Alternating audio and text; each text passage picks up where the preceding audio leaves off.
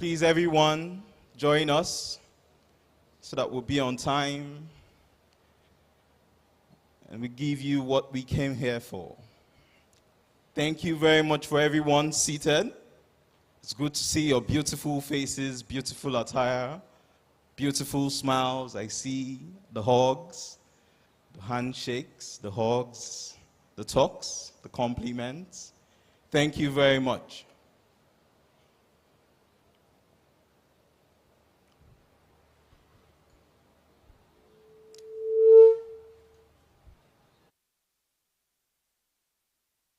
We expect our guests to walk in. Thank you very much. I can see a few people walking in. Please, we encourage every other person out there to join us in the main hall now as we're about to start the event.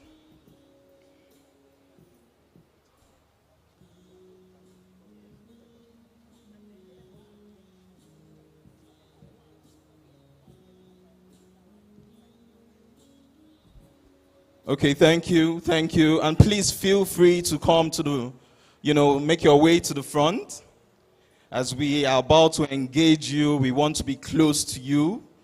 We want the hall to have a form of family as we embark on this beautiful journey and the conference that we have today. Thank you, thank you.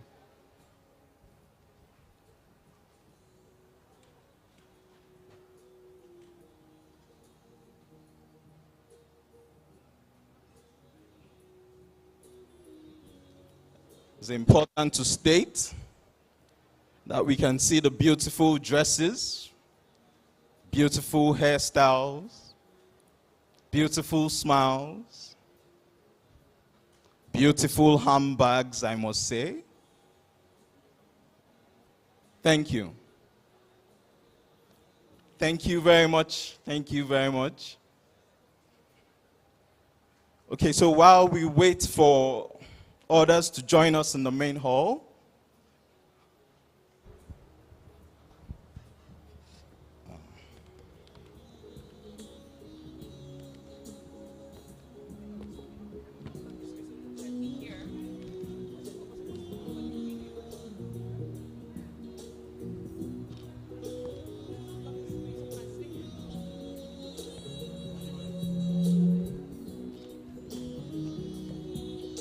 welcome, welcome.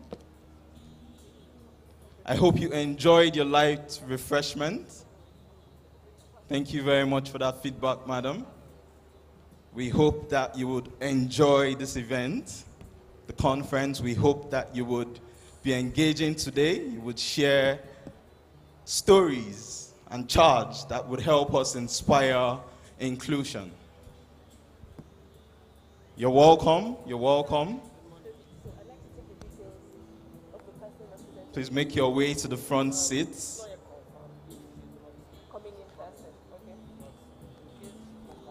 Feel free, be comfortable. Sit down as we begin.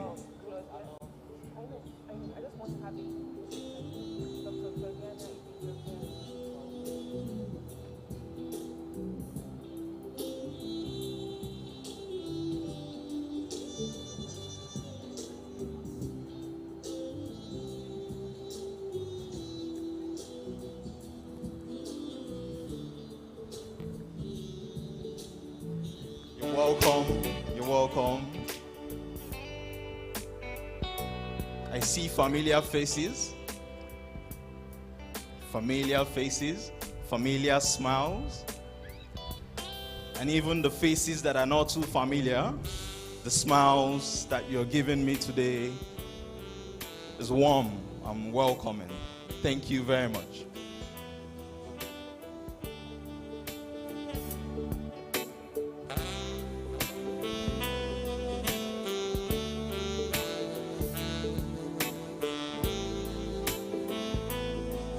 Okay, so at this point, if we have everybody or most people in the hall, it would be good for us to begin, so we're right on time, because we have a fully packed conference for you today. A conference where we'll be sharing stories, achievements, points, and charge that would inspire inclusion. To everyone joining online, virtually, thank you, thank you. We appreciate your presence virtually. And we're getting the feedbacks already that we have a lot of people joining virtually.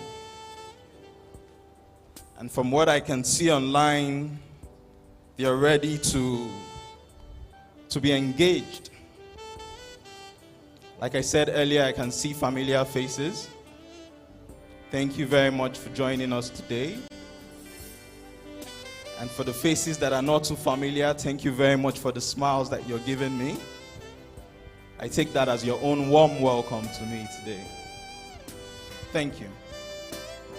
Okay, so now at this point, I am not here alone. As you can see, I have someone joining me on stage. Hello. How are you doing? Hi, Nancy. Good morning. Good morning to you. Good morning, distinguished ladies, and I'm scanning the room for gentlemen. Yes, gentlemen, thank you for joining us today. We'd like to crave your indulgence to please take your seat as we are about to officially commence the 2024 International Women's Day celebration for Bank of Industry. Thank you for making time to be here this Friday morning. We promise it will be well worth your time. Good morning, ladies and gentlemen. Please let's settle in very quickly as we officially commence this conference. Thank you.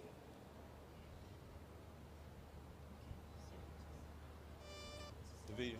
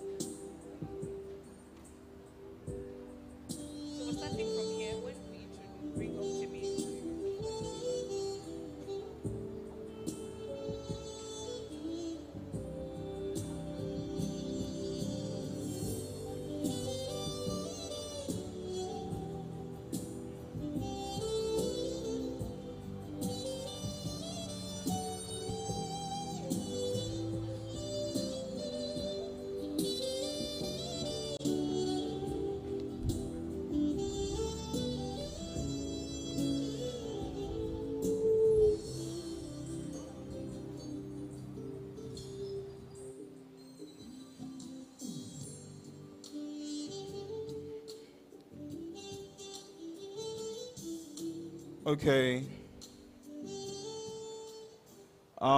Just standing up here, I'm just thinking to myself, when you woke up this morning, what was the inspiration behind, your outfits?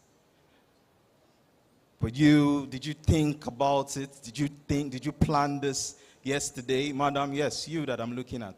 Yes, you, ma. No, you, ma, yes. And then you, ma, too. Did you plan this beautiful outfit that you're giving us today?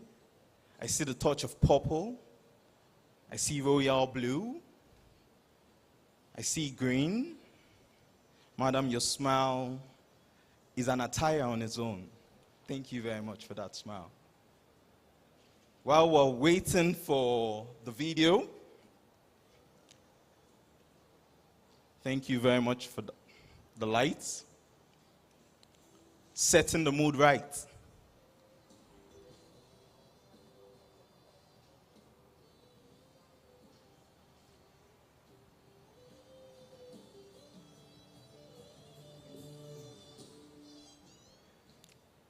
Thank you very much once again. And good morning, ladies and gentlemen. Welcome to the 2024 International Women's Day celebration Brought to you by Bank of Industry as we officially set the ball rolling for what promises to be an exciting conference. It gives me great pleasure to now make welcome on stage a young saxophonist, a shining star, a bright future in the music scene.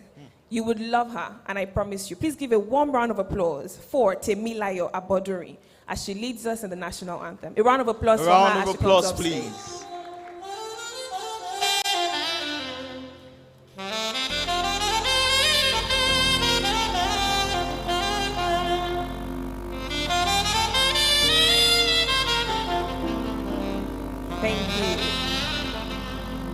Thank you very much. May we all rise in honor of our dear country as we take the national anthem. But it will be done in this order. We will all together sing the first stanza. Then we will take the opening prayer, which will be the second stanza, and we will all recite the second stanza of the national anthem. It will be displayed on the screen for the benefit of those who can't remember it. So we'll have it on the screen. Right after that, Temilayo will help us with the women's anthem, and she would lead that. So we'll take the first stanza, the second stanza as the opening prayer, then the women's anthem. Temilayo.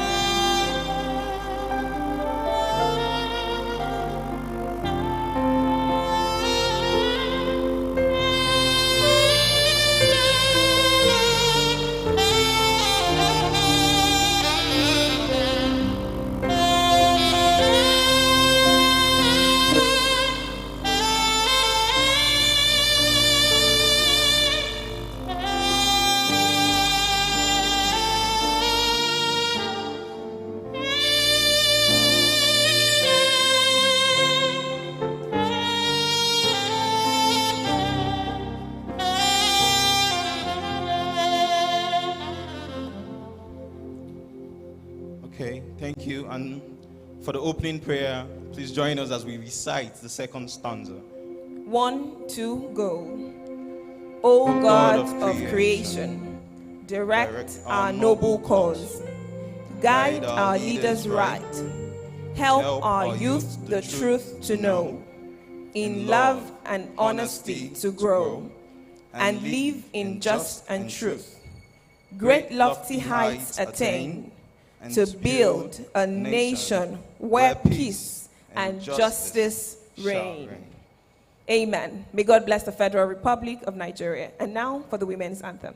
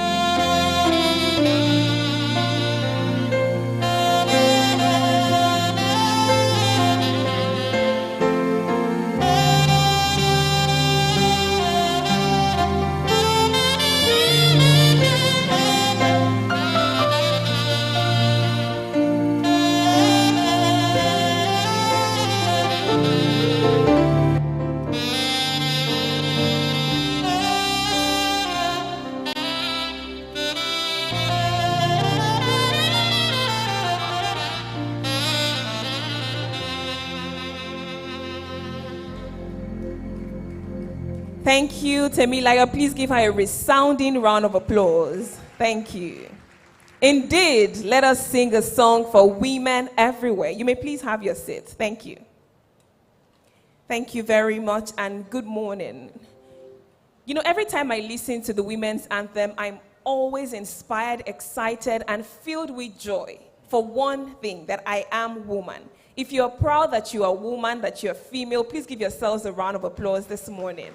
And if you're sitting next to a woman and you are not a woman, celebrate the woman next to you. You can celebrate me, none, so it's okay. Give me a round of applause. As you're celebrating yourself, think of one thing and tell your neighbor one major thing that excites you by being a woman. So I love that I am unstoppable. So tell your neighbor one thing that stands out for you as a woman. So here, you know, it's a conference, but we're also going to be networking, engaging with our neighbors, forming new connections. So tell the woman sitting next to you one thing that stands out for you as a woman. So who is the woman in your life, and what is one thing that stands out about her? I think first off, for today, you're the woman beside me. Oh my God, I love it. And you're looking unstoppable. Thank you. Please give me a round of applause on behalf of Nonso. Thank you. Thank you so much, Nonso. Good morning once again, distinguished ladies and gentlemen, esteemed guests, family and friends of Bank of Industry. My name is Mojibade Shosoye. I'm a professional compere and a television presenter. I'm a former banker, and much more. I am an unstoppable woman. And it gives me great pleasure to serve. Thank you. I love the applause. I'm loving the energy in this room already. So you can tell that it's going to be a great, great day. Thank you. It gives me great pleasure to serve as one of your compares for this 2024 International Women's Day Conference brought to you by the Bank of Industry. Thank you, Mojibade. And it's good to say that I'm also standing close to an unstoppable woman, and I'm even an Nonso Christopher, also known as the musician that is working in bank. I was thinking you'd give me a round of applause at that point. Thank you very much, and you know, it gives me great pleasure to be here today. Thank you. Thank you very much, Nonso. I'm really looking forward to a great day. Once again, you know, I'm truly excited to be here. Year on year, we gather on the 8th of March to celebrate women all over the world. And if you agree with me, Nonso, women should be celebrated every day. You should sing a song for women every day, because we are so many things in one. But just as we connect, I want you to pay a very nice compliment to the woman sitting next to you. Tell her she looks beautiful. Tell her one thing you admire about her. It could be her hair, it could be her dress, it could be her shoes, it could be her smile. Exchange your complimentary cards. Just make sure you are connecting even as we continue to inspire inclusion. So make sure you're paying a compliment. Make a new friend as we start the ceremony today. I met Nonso today. He's my new friend. So make sure you're connecting with someone sitting next to you, even if it's not a woman. So connect with the person sitting next to you and tell them welcome to the 2024 International Women's Day Conference of the Bank of Industry. And together, let us say, Happy International Women's Day. 3, 2, 1, let's go. Happy International Women's Day. Thank you very much. Now, I think it's important to note that International Women's Day goes beyond a calendar date.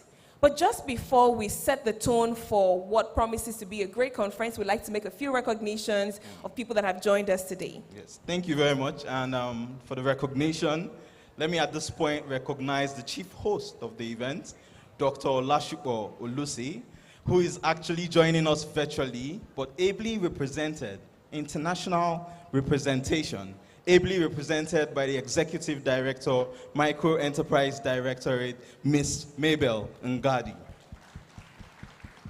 Another round of applause, please, for Ms. Mabel Ngadi. Thank you very much. And in addition to that, we would also like to recognize other executives of the management of the Bank of Industry here. We'd also like to represent our distinguished speakers in the house, who will be talking and telling us, sharing achievements and inspiring stories, you know, stories that can help us inspire inclusion. We'll be recognizing our beloved customers and executives, our friends and family of BOI. Ladies and gentlemen, thank you for being here today. You're welcome. Again, you're welcome, and we say a big thank you for making time this Friday morning to join us as we discuss under a global theme, Inspire Inclusion.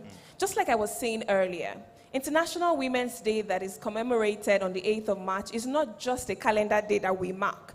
I dare say that it's a global movement that highlights the ongoing struggle for gender equality and much more spotlights the achievement of incredible women who have against all odds broken the biases, who have against all odds risen and shattered glass ceilings every day. Now, today is a great day to celebrate the progress that we have made in advancing women's rights, whilst also acknowledging the work that lies ahead in achieving true equality for all of us. As we come together in solidarity, we do so with a renewed sense of purpose and urgency to inspire inclusion. And I dare say that what this means invariably is that we're creating spaces where women from all walks of life can have their voices heard, can have their experiences and competencies valued. It means that we're going to continue to break down every single limitation, every single barrier that holds women back, and we ensure that every woman, regardless of her background or circumstance, has the opportunity to reach her full potential.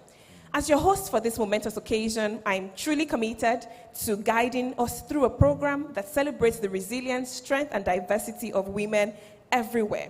Now, as we continue to explore ways to build a more inclusive and equitable world, we must take occasional pauses to appreciate organizations like the Bank of Industry that have and continues to play pivotal roles in promoting gender equality. We can go on and on about the different initiatives that the Bank of Industry deploys to celebrate women, to empower women financially, and to ensure that they are a part of global development by empowering them, via different schemes. We would hear at some point today from customers, female customers who have benefited from all that the Bank of Industry has done, different initiatives. You would hear their testimonies. You would hear how they feel. So for us at the Bank of Industry, it's not just a talk shop. We actually walk the talk. So we're not just talking the talk. And I'm really excited to be a part of this conference, Nasu. Yeah, very true. Very good. At this point, we would like to say once again, thank you, Mojibade, for that, charge. You're really showing us that you're unstoppable. And to everyone out there, everyone joining us virtually, thank you for your time. Thank you. We hope that the stories and, achievements shared today would inspire you, and push the narrative of inspiring inclusion. Thank you very much. Thank you very much. Now, as the compares, we cannot do the official welcome when we have very distinguished personalities like yourselves in a room like this on a special day like this as we commemorate International Women's Day.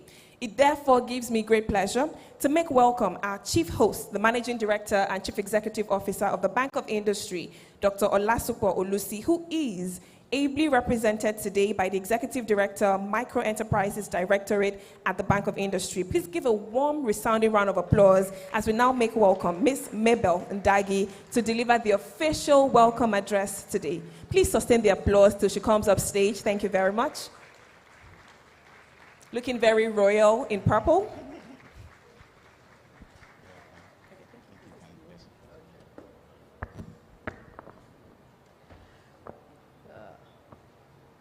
Good morning, beautiful, beautiful, beautiful women of Nigeria, and happy International Women's Day. I love the colors, I love the smiles, I love all the women who are here, from different phases of life, businesses, private sector, schools. It's just so good to see all of you who have excelled in your own professions and career. So I'm just very happy that we are all here today to celebrate this wonderful day. Thank you. The Managing Director, Dr. Shukwa Olusi, sends his regards. He would have been here in person today, but he has another official assignment that is taking place at this time. And he will join us, or is joining us virtually. He has asked me to present his speech.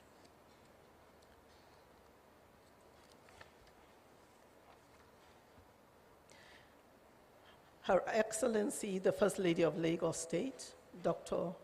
Mrs. Ibijoke Sanwo-Olu, the representative of our Honorable Minister, Industry, Trade and Investment, Dr. Doris Uzoaka Anite, the representatives of ministries, departments, and agencies of government, captains of industry, members of the organized private sector present, our esteemed customers, members of the press here present, management and staff of the Bank of Industry, distinguished ladies and gentlemen.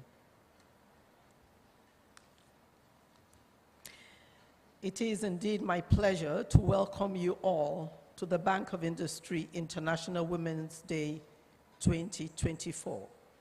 This event is holding today to celebrate our women under the theme, Inspire Inclusion. This year's theme resonates deeply with our commitment at fostering a diverse and inclusive workplace, as well as our clientele portfolio.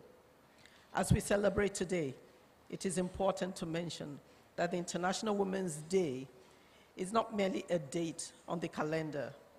It is a significant reminder of the achievements, struggles, and contributions of our women, women like you, across diverse races, tribes, religions, and professional occupations across the globe for their extraordinary contributions. Today is a tribute to their resilience, brilliance, and steadfast commitment to excellence. So I congratulate you all women today. Congratulations. This year's theme challenges us to move beyond the perceived norms and truly embody the principles of diversity, equity, and inclusion. In line with President Bola Ahmed Tinubu's renewed hope agenda, with emphasis on equality and economic empowerment for our women, BOI has keyed into this vision by creating special funding and business support for our female entrepreneurs and making gender funding one of the bank's 6 thematic critical areas of focus and support. This is in alignment with the President's unwavering commitment to ensure social inclusion, empowerment for women, and economic empowerment to support the disadvantaged women and mothers.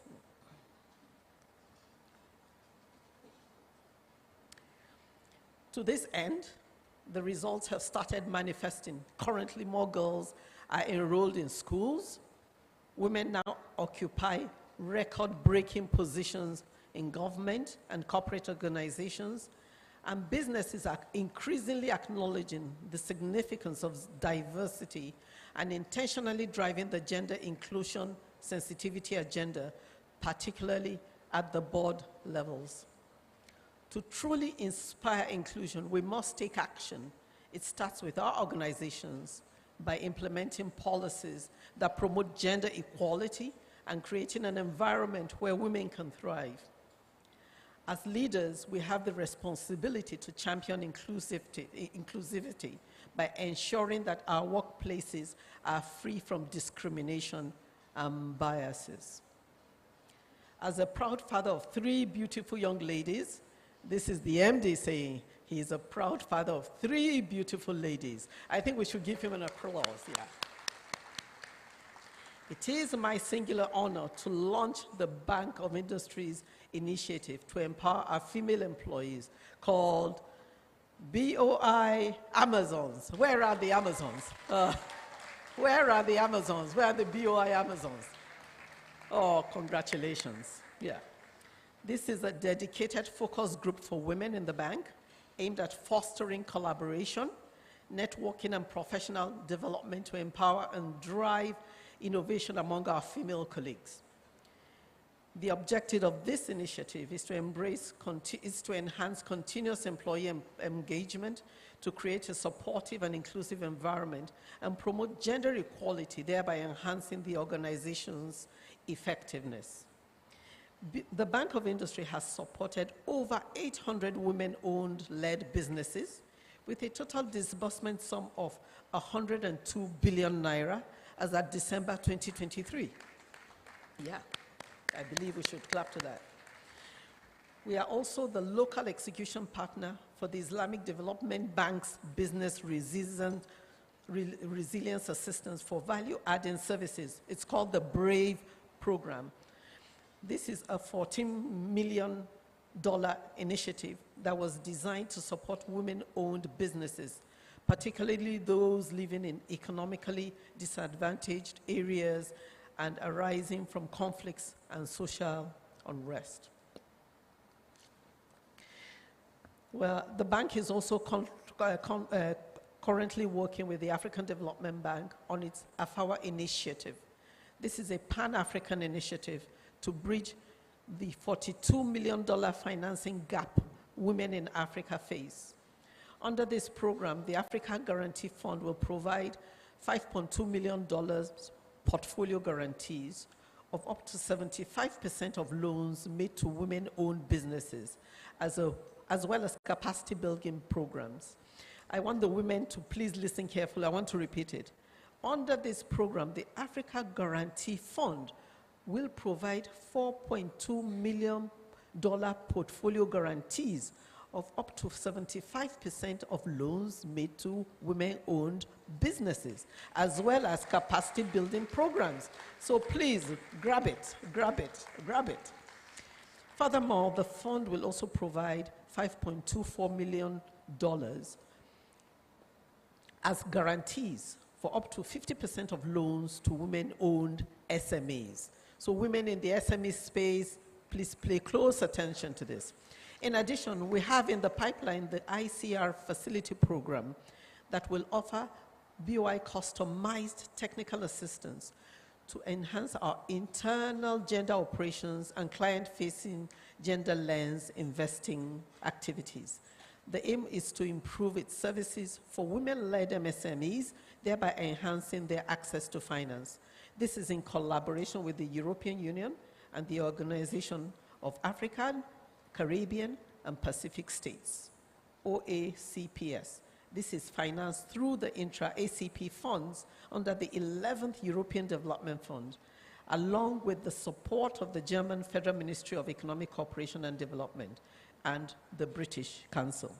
The Bank of Industry is also supporting gender lens financing and private equity funding through an on-lending scheme with commercial banks on the back of Alethea Fund, which is a $100 million investment equity fund that provides financial support to women-led organizations across various sectors, such as hygiene, personal care, healthy food snacks, education supplies, humanitarian relief products as well. The bank has disbursed over $6 million out of its $10 million investment commitment to the Alethea Fund. BOI is currently partnering with key women organizations such as Women in Successful Careers, WISCA, Women in Management, Business and Public Service, WIMBIZ, and the International Women Leadership Program to provide their gender advocacy and empowerment drive. These organizations are providing capacity building, mentorship training to ensure adequate women representation in public, private, and political leadership positions. The bank continues to collaborate with several non-profit organizations supporting women businesses, and we strive to do more in the upliftment of women in Nigeria. I wish to use this opportunity to recognize the women of the Bank of Industry. The women of the Bank of Industry, you are recognized for all your efforts and all your contribution to growing the bank. I also want to express my heartfelt acknowledgement to your invaluable contributions, dedication, and drive in achieving our vision and mandate. As I conclude, it is noteworthy to mention that achieving full inclusion for women requires a proactive and collaborative effort. We all have a role to play in promoting equal opportunities and creating a world where women can thrive in all aspects of life.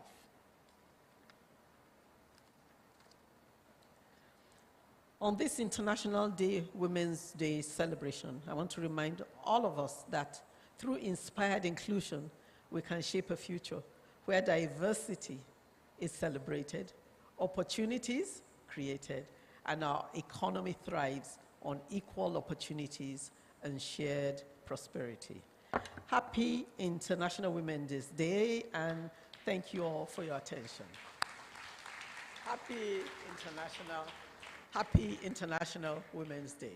Thank you. Please, another round of applause. A loud round of applause. Thank you very much, madam, for that remark that I believe has inspired inclusion. Another round of applause, please, for our Executive Director, Microenterprises Directorate, Mrs. Mabel Ndagi. Thank you very much. While our executive was giving that remark, I noticed a lot of people were paying attention, taking note of the opportunities that exist in the Bank of Industry, and I'm here to tell you that, yes, it is really true.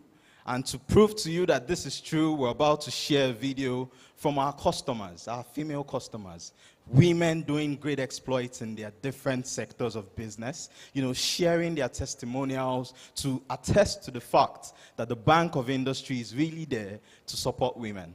Please, if we're ready, let's have that video. And before the video comes up, while we're waiting for that, please, did you note that it was a case of, heart-to-heart talk? You could tell that the remark was delivered from a woman who is passionate about empowering other women. Thank you very much, madam, again, for that remark. Please, a round of applause for yourself. I am the head of operations for 3Piece Food. In 3Piece Food, we process and we distribute basic food items, dry and frozen. My relationship with Bank of Industry has been a win-win situation for me, because since I crossed paths with them, they have helped us as an entity to develop capacity for more. Before I met them, we were just going at our own pace. But since we met them and the partnership and their willingness to fund us on as much as we can take in, we have actually developed capacity to do more. And as you can see, we are doing a whole lot. So I will say that our relationship with Bank of Industry is a win-win situation. Back then, I used to have just 2 staff. And as I speak to you now, we currently have more than 10 of us, and then we are sitting on a very large space. So meaning that we have actually developed capacity to do more. Every time we celebrate International Women's Day, for me, it means one thing. It means that I have to consciously involve women in my value chain, which is the best thing that I can do to help any woman anyway. And if you look around, you will notice or observe that most of my staff, they are women. Not because of what we do here, not it is because only women can do it. Other gender can do it, but we consciously look for women so that that's my own way of bringing women out of, when a woman is financially empowered, it becomes very difficult for them to be abused. So in my own way, I have my business to empower women directly, and in my value chain. So most of my suppliers are women. That's what I do to contribute to my own quota. Bank of Industry has helped me as an individual and as a business to align my values. And one of the things that we set out to do in 3Piece is to reduce post-harvest loss. By doing that, we are able to help the farmers, and then we are able to then bring in. My name is Olaton Kandi Johnson, and I am the CEO for Gaia Africa. And Gaia Africa is actually a members-only business and social club, but also within Gaia. So actually BOI knows us as Voltaire Lifestyle Services Limited, and that company owns 2 brands, and the 2 brands are Gaia Africa and Gabi Lagos. Gabi Lagos is a restaurant. I'm really pleased about the theme because we very often talk about diversity and inclusion, and now we're talking about inspiring inclusion.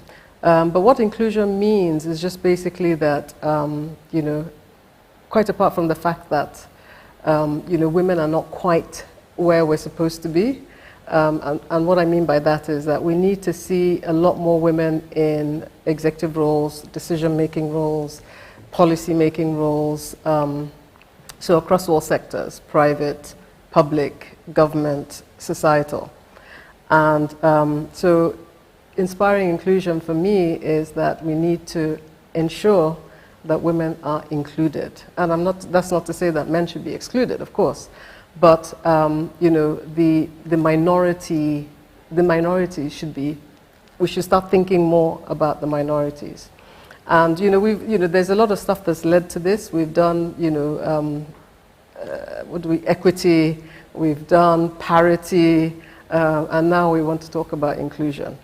How we are positioned, well, first of all, we're a women's club, so we recognize the need for women to be included in various aspects of society, various aspects of business, various aspects of leadership, and so that's why we have the club. And the idea for the club is that women should connect with each other and do business, sponsor each other, because we need to just keep pushing each other to get to the areas that we need to be. This is my daily work, and inspiring inclusion all the time, particularly for women, but then, generally for minorities. My name is Olaton Kandi Johnson, and I am the CEO for Gaia Africa. And Gaia Africa is actually a members-only business and social club. My name is Oyindamola Egbeyemi, and I'm a director at the Foreshore School, Ikoyi. My father, Mr. Dapo Egbeyemi, said that, you know what, now that we're here and we want to build a legacy for our family, we need to scale up. We need to make sure that we're giving everyone the tools and resources that they need to ensure that the Foreshore School meets high educational standards. So that is when the conversation around getting a loan from BOI came in. And this loan was just to enhance our resources. We wanted to get more computers, wanted to get more interactive whiteboards and other items that would enhance the learning of the children in our environment and also take our standards up to international level. It goes without saying that BOI is a significant part of that story, because without all these items, we would not have been successful in that inspection. Of course, the team here has been working very hard to make sure the educational standards are up to scratch. Our safeguarding standards are also really good. And we try to pay attention to these details, and everything just comes together and makes for the school we've become. Inclusion is actually part of our ethos at the Foreshore School. We make sure that we keep our class sizes at a certain cap, such that we know all our children by name, by character. So it's not just a school where children come to and are running around. We know all of them. We know their tendencies. We have an understanding of who they are character-wise. And we also have an appreciation of that. Because I always say that it is one thing to teach. That's just one side of it. But it's another thing to learn. How is your teaching being delivered to all children of different learning abilities, of different preferences? We have visual learners, we have audio learners. My name is Oyindamola Egbeyemi. My name is Munisho Nibare. I am the CEO and founder of IO Furniture Limited. We've been in existence since 1987. We are predominantly a furniture manufacturing company, and we also offer interior design services. The Bank of Industry has been pivotal to the growth of our business. The funding and the financial resources that we have enjoyed from the Bank of Industry has ensured that, it has enabled us to grow our operational capacity. It has enabled us to recruit and train skilled and talented manpower, especially women. And it has also enhanced our production capacity and made us become very, very competitive. Before we got the funding from the Bank of Industry, for instance, our staff strength was 30, 40 people. With the funding from the Bank of Industry, we grew to about 120 people.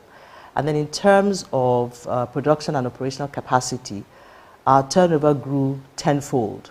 Inspire Inclusion means recognizing, celebrating, and amplifying the diverse voices and experiences of women worldwide, and ensuring that we are heard, and also ensuring that our input is recognized.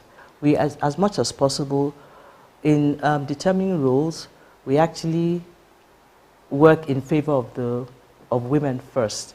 It is where we can't find a woman to fit into that role that we will take the male counterpart.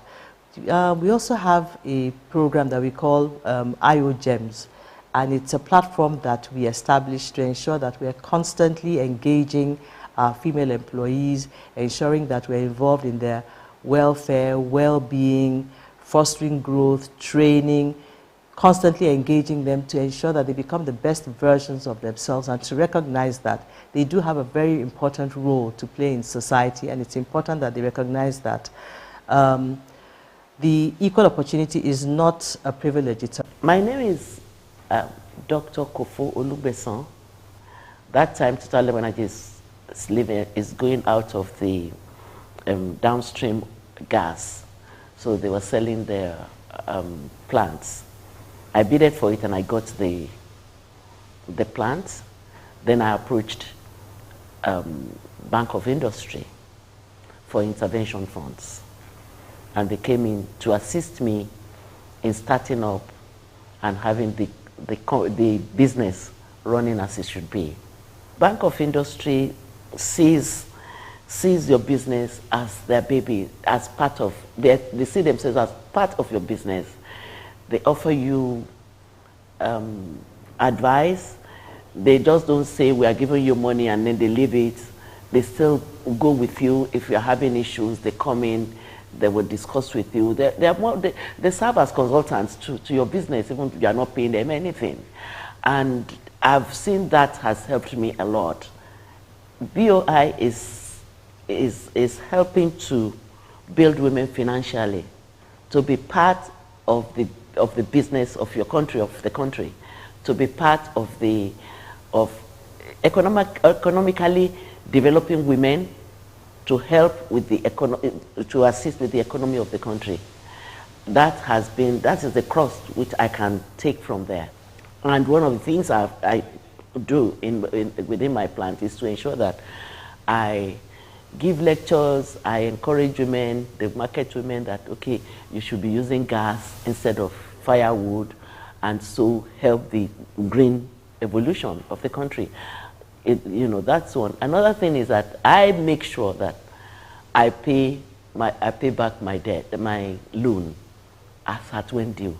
Because if you don't do that, you won't have more women being captured. But if you pay back your loan, it will expand the scope of BOI, and they'll be able to have more women within the. Thank you very much. If that applause is for Bank of Industry, please make it louder. Because just like we've heard from our different customers, Bank of Industry basically carries your business like it's their baby. That is really incredible. Beyond financial services, they also provide business support services that involves, business consultations, literally taking your baby, your business from start to finish. So thank you so much, Bank of Industry, for all that you do. In social media parlance, we say that when somebody's explaining something, you say, there's evidence no day, you go explain tire. But this one, evidence day, just like we have seen in the video that we've shown. And we'll show you other customers who are also testifying to the great work that Bank of Industry has done to support their businesses. We can talk about how BOI provides equitable access to finance, empowering female entrepreneurs, enabling their growth and contribution to the economy. We can also talk about the various targeted support programs that has enhanced entrepreneurial skills amongst women, fostering their participation in trade and commerce.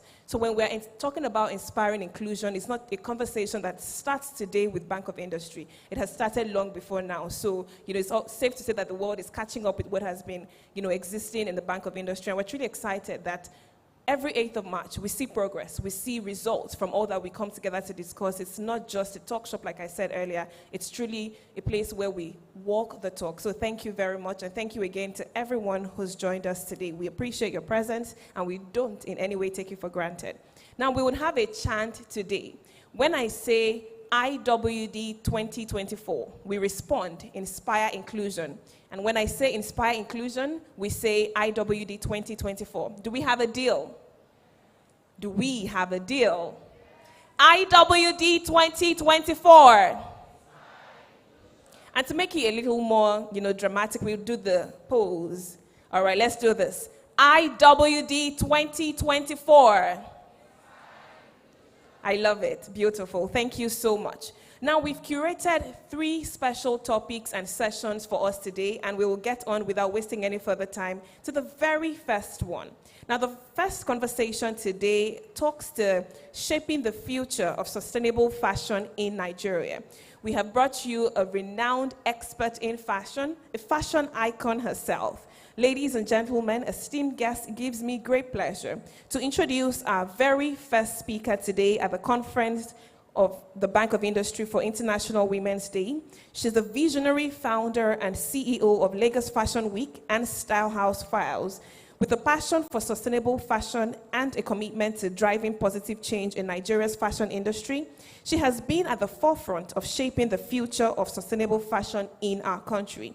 Through her leadership, she has not only elevated Nigerian fashion onto the global stage by putting us on the world map of fashion, but has also championed initiatives that promote ethical practices, environmental stewardship, and social responsibility within the industry.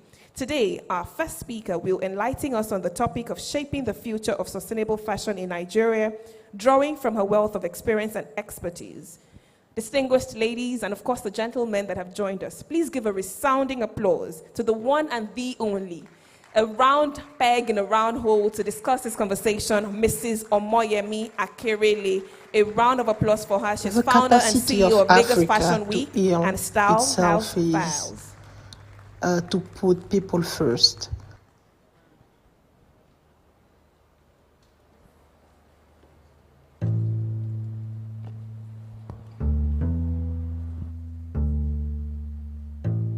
I think that the healing process is coming from the giving and the taking. It's like a philosophy we have. You give with one hand, with your heart, and you are paid back with your humanity, with your tomorrow. In my native language, we say that a lot. What you do today, you will receive the reward tomorrow.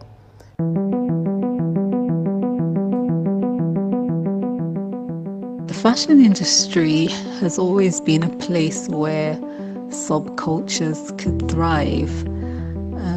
And going with what's happening today, I suppose the parallel would be what happened in the 60s. The world had been, for years, it had been in turmoil and trouble, and the economies were bad.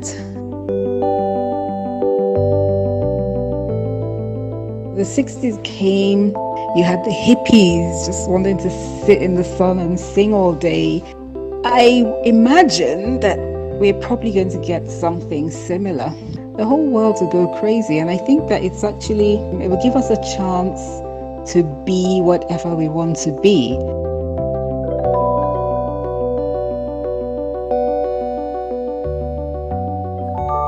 The techniques that you find on the material level, so where fabric is created, where fabric originates from, has a very strong crafts language that has been developed in many cases and in many communities over centuries. And many of the techniques you find are woven into the fabric of those societies in a way that is what we term globally now sustainable. But for these communities, it's just the way of life.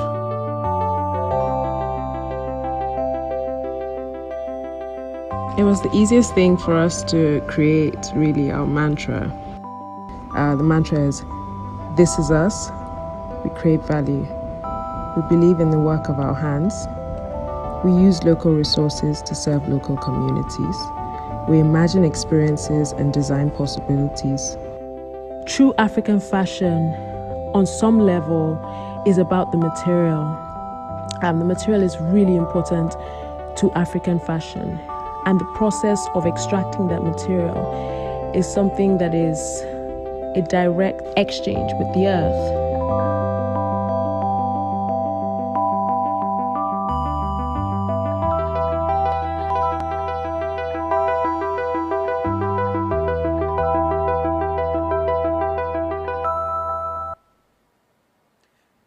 Good morning, everyone.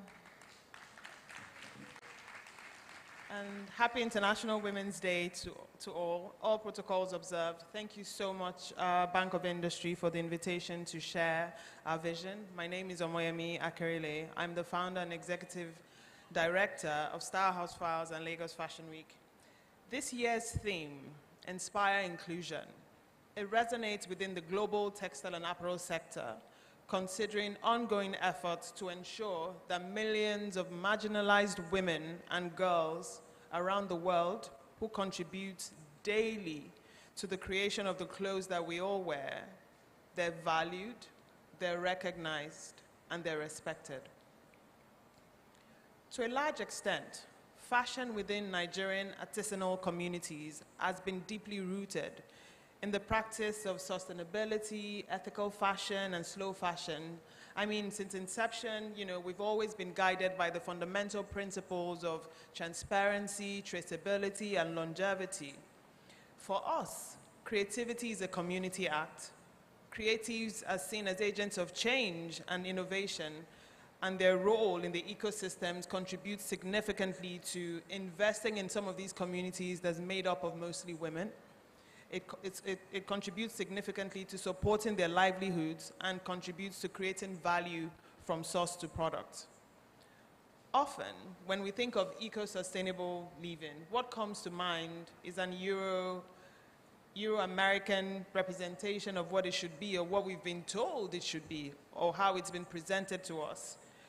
And we know better, because we do understand that in many communities across Nigeria and Africa, we have been living in harmony with the environment for thousands of years. For these communities, sustainable living has always been our way of being. In this community, the belief is everyone and everything matters.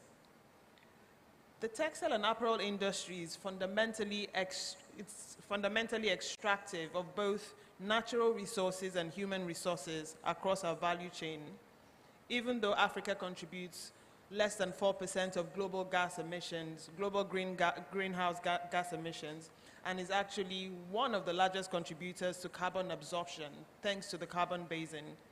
So if we're still minor contributors to overconsumption, then I think Nigeria in particular, we still have a significant opportunity to get things right from the start and to become global leaders when it comes to sustainability and the circular fashion economy. The Nigerian textile and apparel sector is strategically positioned to be able to do this and to create its own development path by adopting sustainable practices and models which can contribute positively to social, environmental, and cultural sustainability. You might ask, what is sustainability? I mean, it's a very pertinent question. And to date, there's no single universally accepted definition of what that is. I mean, over time, the Brundtland Commission says it's development that meets the needs of the present without compromising the ability of future generations to meet their own needs. We just simply adopt a definition that works for us. And we see it as sustainable textile and apparel industries, one that's resource efficient, renewable resources based, produces non-toxic, high quality, and affordable garments and products while ensuring that we provide safe and secure livelihood for all. Unsustainable patterns of production and consumption of fashion contributes daily and significantly to the triple planetary crisis of climate change, biodiversity loss, pollution, and waste. Whether or not we want to accept it, creative industries contribute daily to the problems of sustainability. Everything we do has a carbon footprint, including the digital world that we often take for granted. Sadly, what this also means is the fashion sector is not on track to meet its sustainability targets, neither is it ready contributing as much as it should to the global intervention of the Sustainable Development Goals. So how do we come in? At Star House Files and Lagos Fashion Week, we are committed to positioning the fashion sector with the ability to lead the way towards a more sustainable, equitable, and just future through storytelling across our platforms, image making, and culture shaping. While a lot of investment, technology, and innovation seems to have gone into conversations around protecting the environment and climate change, which is very valid, once again, it seems that the textile and apparel industry in Nigeria is still lagging behind considerably. Our focus remains on how we can use female empowerment, socioeconomic interventions, closing the loop, cultural sustainability, consumer behavior, how to build stronger ethical supply chains, and regenerative agricultural practices as a way to shape the future that we want to see. When we think about female empowerment, about 70 to 90% of artisans in developing countries, including ours, are women. If we're to bring it close to home, a designer called Emmy Casbit works with Akwete in Nigeria. Akwete is only woven by women. It's not even, you know, within the culture, it's not something that can be woven by men. When we think about women like Cynthia Bella, who works with women who've been displaced from the IDP camps in Abuja, when we think about multi-platforms whose work, you know, is focused on empowering women, female artisans, and women creatives across, like BOI, we begin to get the sense that an improved and well-regulated garment sector in Nigeria could help achieve gender equality through financial emancipation and empowerment by reducing the impact of food and job insecurity that's prevalent across Nigeria. This speaks to the work of designers. Some of them are even back there who work tirelessly within some of these communities, collaborating with artisans to create magic every day. And invariably what that does is to provide socioeconomic interventions in different ways. Designers are seen as true agents of change and innovation, and they operate at the critical juncture of craft, art, and industry. Through their decisions and activities, they contribute to generating opportunities for fair employment, and they support sustainable revenue streams for communities through this deliberate choice to source locally. Emphasis on deliberate choice. It is easier to import. It's easier to rely on fabrics that's been shipped from different parts of the world into Nigeria. So any designer who's chosen to graft, I call it grafting, you know, because you know what it means to be able to co-create with artisans that's beyond your control, to be able to create the work that you do.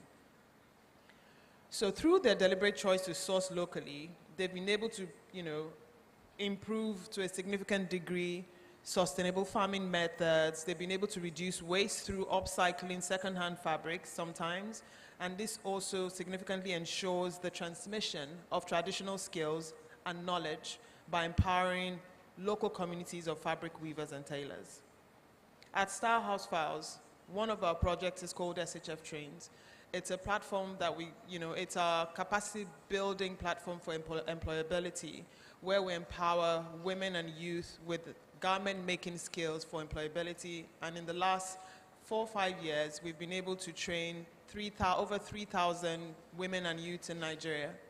All of this takes a lot of collaboration, co-creation to be able to make it work.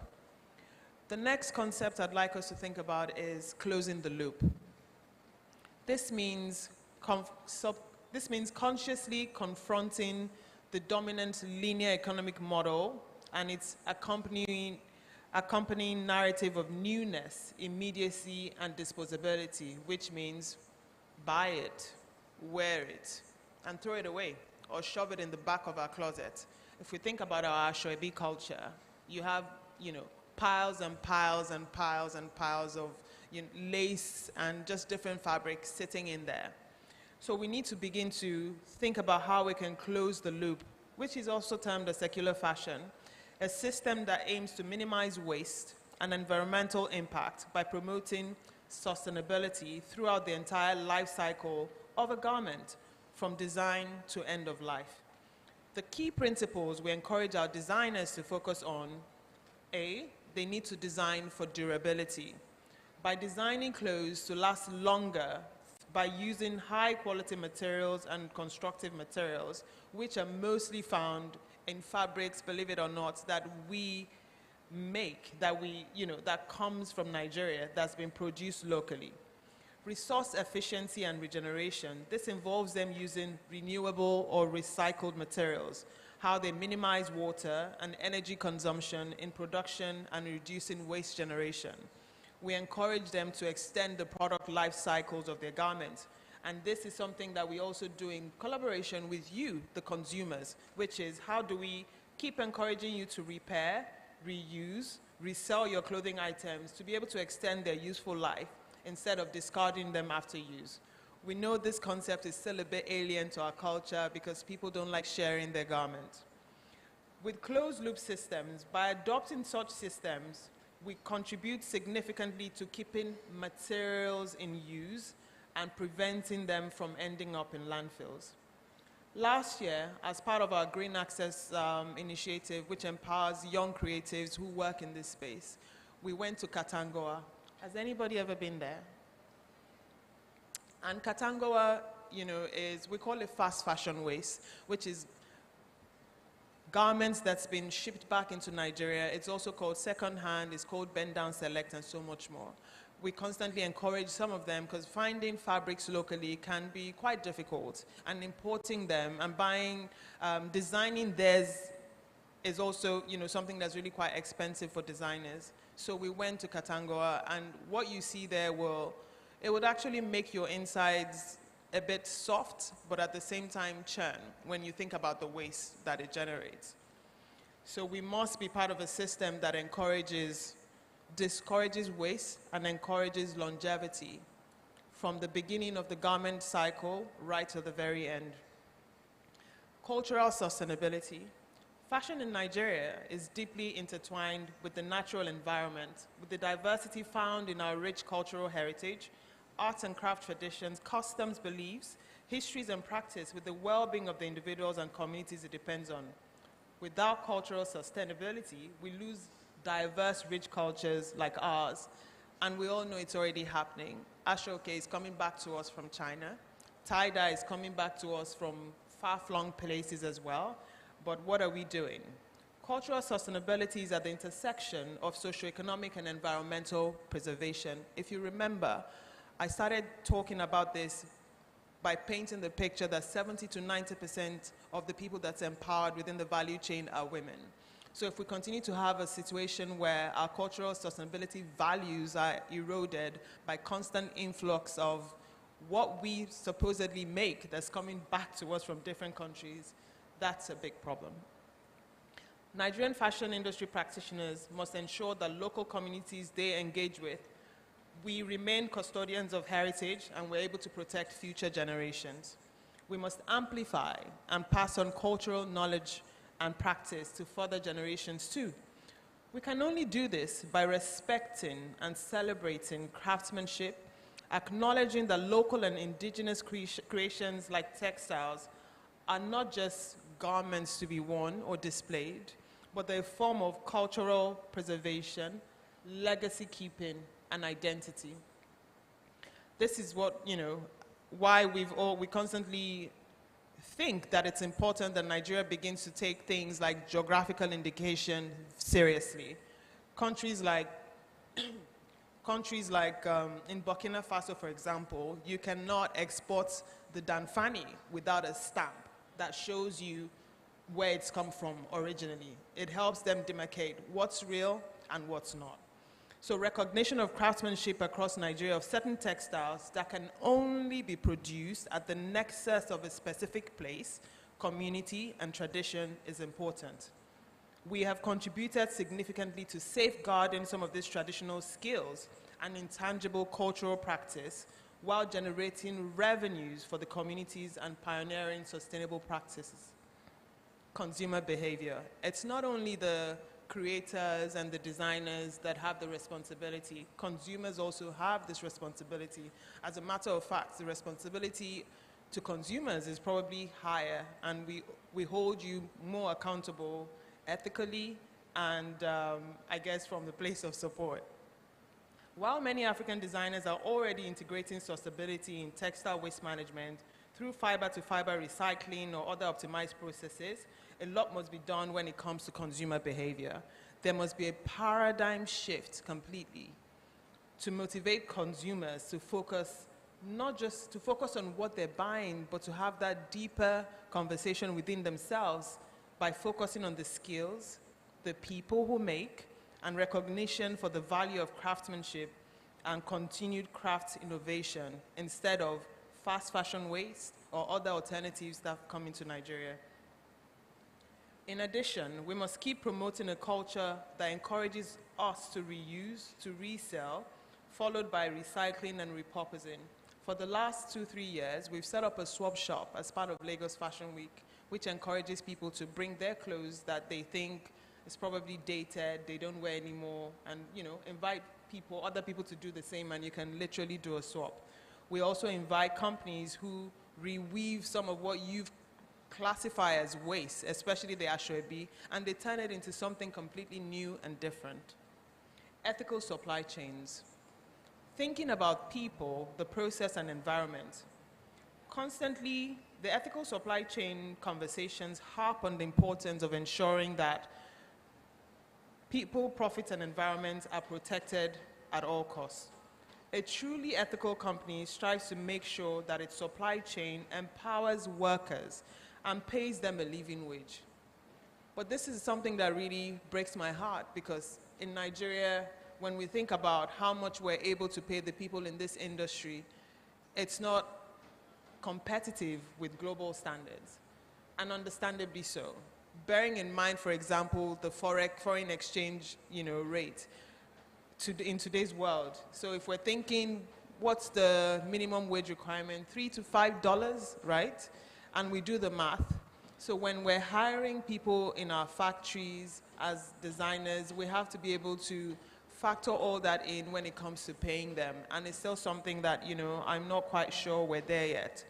There's an enormous need and sense of urgency as well to radically reduce plastics, unnatural man-made fibers, and replacing them with all natural textiles that we can produce here that have longevity, durability, and can be decomposed of naturally. We must choose not to focus on what we don't have, but instead to look at the strengths and skills unique to this socioeconomic and environmental landscape. The impact we have is very important when we begin to look internally at our social footprint, our unique ecology, in terms of what exists naturally within Nigeria, and this is what can help us make even the tiniest output outstanding. We have brands, so many brands, Encore, This Is Us, who make it their mantra that they're only going to use fabrics that's been sourced locally in Nigeria. Thank you. Regional regenerative agricultural practices. Nigeria has almost 70 million hectares of agricultural land. The only way to solving the problems that exist today within the textile industry is to come up with an end-to-end strategy that starts from source to product, and it starts with agriculture.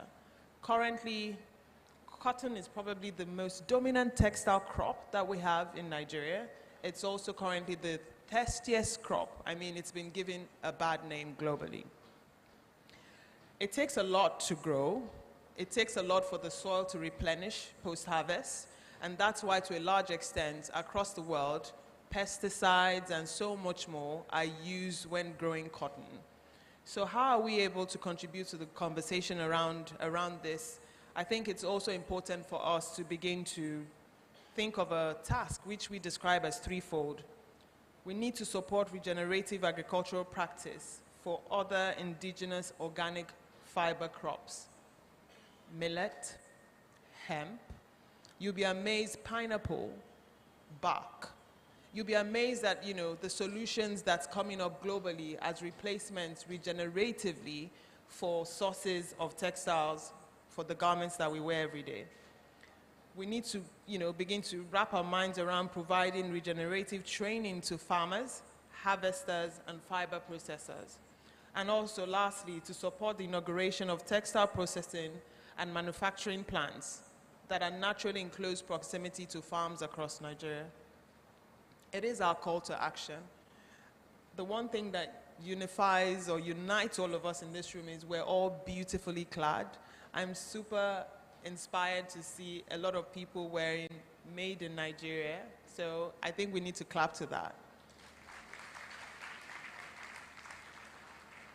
So this makes the call to action, I think, less daunting because it looks like we're all committed to the idea and the need to support buy Nigerian, wear local. The call to action is how do we upskill our artisanal and textile productions? How do we support research and development? How do we safeguard some of these traditional textiles and ensure continuity? How do we empower our women weavers in particular? Raise awareness of the environmental impact of the global fashion industry on Nigeria, which is huge when you go to so many places that we often all don't go to. How do we develop and support the establishment of a local women and youth-led regenerative textile industry? How do we look into fair working conditions to ensure that it's a bit more, I doubt we'll be able to get to the rates that's being paid globally, but I believe that we can all sit down, and it all starts with, having conversations with the consumers regarding how much the designer can sell, and believe it or not, that can create a trickle-down effect, right to the bottom line in terms of how much you pay the workers who make the clothes. How do we create platforms for knowledge sharing, collaboration on cutting-edge solutions? How do we create certification standards so that we stop, value stops being eroded by influx of substandard materials? How do we promote local sourcing of some of these raw materials through capacity building, training programs, and so on and so forth? How do we create clusters like Adire Ogun and a lot more? How do we develop sustainable and regenerative sourcing guidelines and some of these certifications to promote, in particular, environmentally responsible practice? Over 150 million lives are touched by the global apparel industry daily. We must advocate for both the protection of people, especially women, the protection of the environment, our culture, and planet. One should not necessarily thrive at the expense of the other, and one should not necessarily be promoted at the expense of another. In conclusion, I'd like to say that the onus is on all of us sitting in this room. It starts with you. There must be a deliberate mindfulness on all our parts to strive for this balance. The triple planetary crisis is real. It is real. And women are the most affected by the side effects of climate change. Protecting our cultural heritage, our people who work within fashion's value cycles, protecting the process involved in the creation of some of these goods that we wear with so much pride and beauty. It takes so much. And the overall impact that this all has on the environment must meet at an intersection. And that also starts with us. In Nigeria, it is time to bridge the gap between intention and action by adopting an attitude of consciousness around this conversation until it collectively becomes our way of being. It is who we are. We all pass down. My children wear each other's clothes. I wear my sister's clothes. I can see one of my sisters in the room. We pass down clothes to each other as part of keeping garments and clothes in use. But the time has come for us to do a little bit more. And it comes from even making that decision, what am I going to buy? And sometimes I know it's about economics, what can I afford, which is also very valid. But I'm sure that in bigger rooms such as this, conversations can be had on how to ensure that, it is accessible and affordable for all. That's the future we all want to see, the future we all hope to see. I'm really thankful, we are really thankful at Style House Files and Lagos Fashion Week for the ongoing support of Bank of Industry with the work we do at Style House Files and Lagos Fashion Week. And we look forward to strengthening the capacity of the sector for sustainable development together. Thank you very much. Round of applause for me. Thank you very much, madam.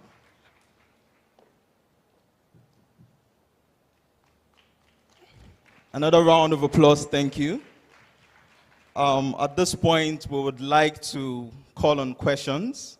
If you have questions for the speaker, we would like you to please signify by raising up your hands, and we would have the mic passed to you. Okay, while we await those questions, I listened to your talk, Ma, and I must say, you know, the robustness in your talk was really captivating. You did not only stop at sharing what you have done for the fashion industry in Nigeria, but you also shared how you were able to impact, how you were able to train. I hear when you say your focus is on local content and how you've been able to train over 1,000 women, women in that sector. So that I would just like to ask you a question, Ma. Over the course of all that you have been doing, what is that thing that you have found? What is that trait, that interesting trait that you have found, amongst the people that you have trained, amongst the 3,000 people, over 3,000 people that you have trained? What is that trait that you have found that you would say gives you hope for the fashion industry in Nigeria as regards, sustainability? Thank you very much.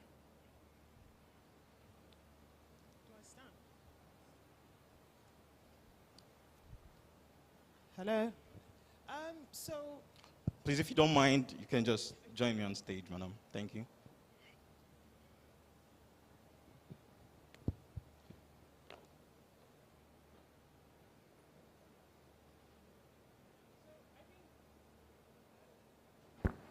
Hello. So I think what I've found is, especially with the people we train, because we usually say you don't require skills to be able to come train with us.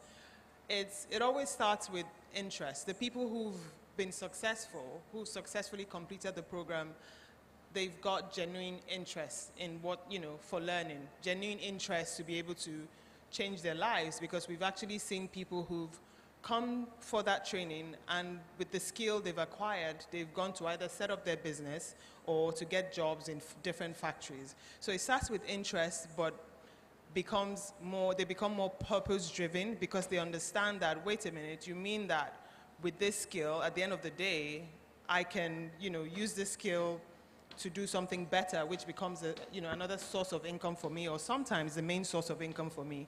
So I think that's usually one. Then two, we actually have people who are very, very passionate about this. They're committed and so laser focused, to ensuring that everything they use within their value chain is sourced locally. To them, some even say that they have climate anxiety because they know the impact of our carbon footprint and they know what it is. We have designers who say that if zips are imported to Nigeria, I would design clothes that would be worn without zips. That's how dedicated and focused some of them are to, being resource efficient and to being able to source locally. So there are different factors: purpose, interest, passionate about, contributing to sustainable development goals and to saving the planet. Thank you very much, madam. Just one more question. Sorry to take your time.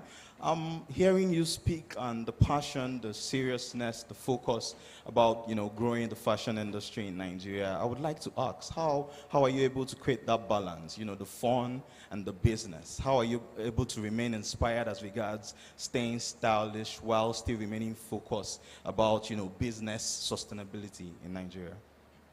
Yes. I don't know. I think my background is in law.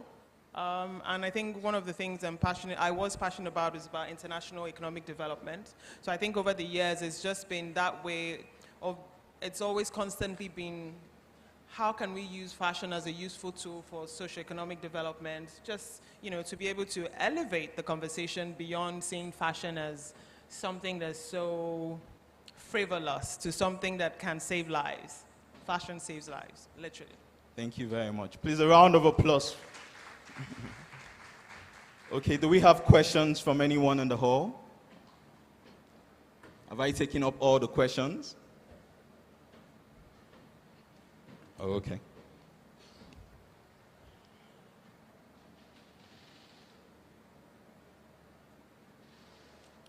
Okay. At this point, I would just want to say, you know, if you heard our answer clearly. Okay, we have a question in the hall. All right. Please, you can start by introducing yourself, tell us who you are, and then your question. Good afternoon, everybody. My name is Maureen Leckworth. I would like to ask if older women can be taken to join this fashion, because at this my age, I really want to learn fashion and learn how to sew. I've been looking for a place if I can do that, but I don't know if Madam would take somebody like me at this age. Thank you. Thank you very much for that question. Please, can we pass the mic? Do we have any other question, or would you like to give an answer to that right away? All right, then. Thank you. This is a classic case of shoot your shot. So, I mean, we always say that age is not a barrier. We've trained grandmothers before, literally, you know, women who've gone through the phase of life and just, they wake up and just realize, you know what, I'm actually interested in this and I want to do it. And so that is good. But because it's a skills for employability program, so what happens is we only train people who are going to use it to actually get a job. So it's, you know, like a link, you know, and because it's free, we have partners that we work with to make it available in those marginalized societies and communities, so it's free. So the only thing might be we'll have to explore if you're going to be able to use, once you get the skill, to be able to use applied for work, like to be able to support some of the garment manufacturers that we work with within Nigeria. But yes. Thank you very much, Ma. Do we have any other question? Good morning, ladies and gentlemen. My name is Taye Adelawa. I'm from Treasury Department. And that was a very awesome session. Thank you very much. I just have a question, and it's on advocacy. When I joined BOI, I realized that quite a number of people were local fabrics, which I have also joined them, but I'm still on that journey. You know, but I would like to know whether there's some work being done in terms of advocating for Nigerian companies, you know, to adopt this. I believe it will go a long way in boosting the economy and also creating empowerment for the people. I also believe that it would increase the demand that we have for those items locally, and then even make it easier to pay the workers, because I believe there is also a demand issue there, you know, and that's probably one of the reasons why paying the workers is even an issue. Thank you very much. Okay, thank you very much. That was a question and a remark. I think at the point where she gave the remark, she was just trying to let us know that she is fully in tune with what you have told us, and she gave her own suggestions on how to push it forward. Thank you very much. Okay, so just before we go on, if you notice, her first background, you know, is in law, but that did not stop her from looking for the need. You know, that did not stop her from following her passion as regards to, you know, the sector that she chose to add value. So on that note, we would want to appreciate our talk. Please, a round of applause again for our guest talk. Thank you very much. At this point, yeah, we would want the video from more customers, the testimonials that we have, to show and share with us again what the Bank of Industry is doing for Nigeria. Thank you. I've always loved fashion from a young age. Fashion was not something that I stumbled upon. It was something that was innate. Leadbiba supports local craftsmanship. That's one of our values. And we're able to do this by, first of all, employing Nigerian tailors. Bank of Industry has really been instrumental with my growth in the fashion industry. Aside from providing funds, Bank of Industry also recommends me for opportunities. For instance, there was the IATF exhibition in Egypt that Bank of Industry not only recommended me for, but flew me to, and I was able to exhibit my products in Egypt.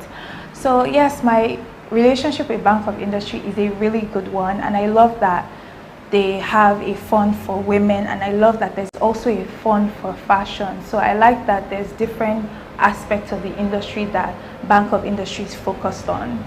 Lady Viva celebrates women, and we do this through various means like training young school leavers and low-income earners on how to level up and earn more for themselves. So we have success stories of people who have gone through this training and have secured better jobs, or have been able to negotiate for better incomes as a result. We also partner with Gazmadu Studios every year for a campaign called Lady Boss Portraits, where we share stories of women that are doing amazing, and the feedback has been great because for the women that we've dressed and photographed, they always come back with testimonies about how they're able to realize their potential and get better opportunities. And women in Bank of Industry that have had the opportunity to speak. Played there. Inspiring inclusion means that even in the stereotyped fields, women should be allowed to hold their own and show what their strengths are. I got my loan through the Bank of Industry Gender Desk. And I guess when you're interacting with women, they understand your challenges.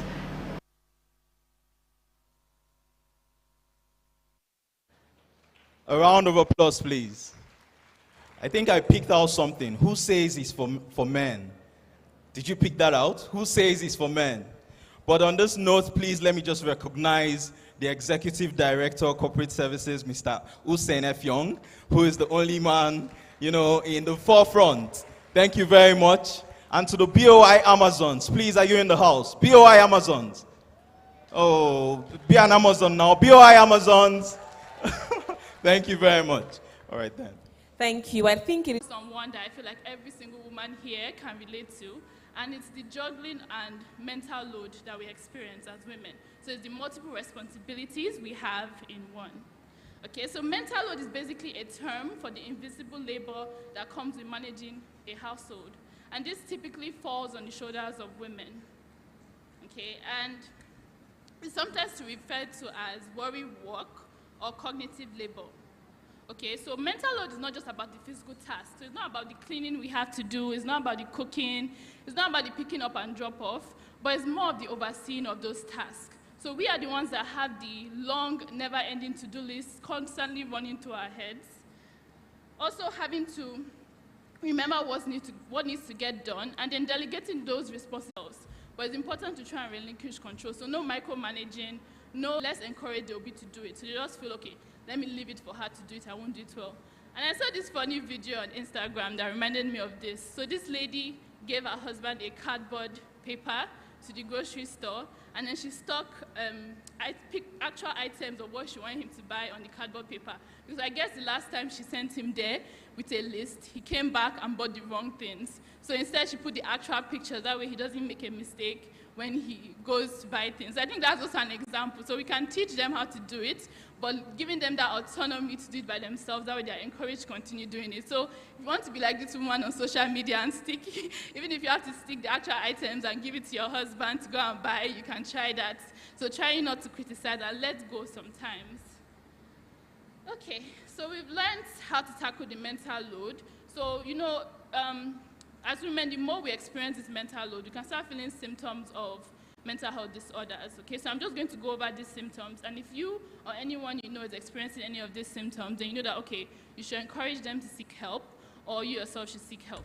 Okay, so some of these symptoms are persistent sadness or feelings of hopelessness, noticeable changes in mood, energy level or appetite, difficulty sleeping or sleeping too much, weight changes, misuse of alcohol, drugs, or both, decreased energy or fatigue, excessive fear or worry, seeing or hearing things that are not low moods, aches, headaches, or digestive problems without a clear cause, anger or irritability, social withdrawal, thoughts or behaviors that interfere with work, family, or social life, and then thoughts of death or suicide attempts. Okay, so now we're going to go to the fun parts, okay? So we're going to learn how to prevent emotional vulnerability. I wish the slide was here. So we're going to use this acronym. It says please, okay? So each letter has a different meaning. Okay, so the first two letters is PL, so we're going to put PL together. So you know how please is spelled, P-L-E-A-S-E. The first two letters is PL. And what PL stands for is physical illness, okay? So you know whenever we're sick or in pain, our mood tends to be negative. So if you're ever feeling sick or you're in pain, it's important to go to the hospital to get that fixed. That way it doesn't continuously affect your mood, okay? So next is eating. So it's very important to eat a healthy diet. You know, you feed your body and you also feed your mind. So it's important to eat. Diet is very important, you know. So skipping meals causes irritability. Like me, I know that when I don't eat during the day, any little thing annoys me. I think it's called hungry. So the H is in front of the angry because you're hungry, so it increases your anger, okay? So making sure you don't skip meals often. That way you're not irritable all the time. And then eating foods rich in tryptophan, okay? So tryptophan is an amino acid that forms protein in our body. And our body doesn't naturally produce it, okay? So foods rich in tryptophan is animal-based and plant-based. So milk, cheese, egg, turkey, chicken, soy, anything that is animal or plant-based is important to eat because this increases serotonin in our brain. And what serotonin does is that it regulates our mood.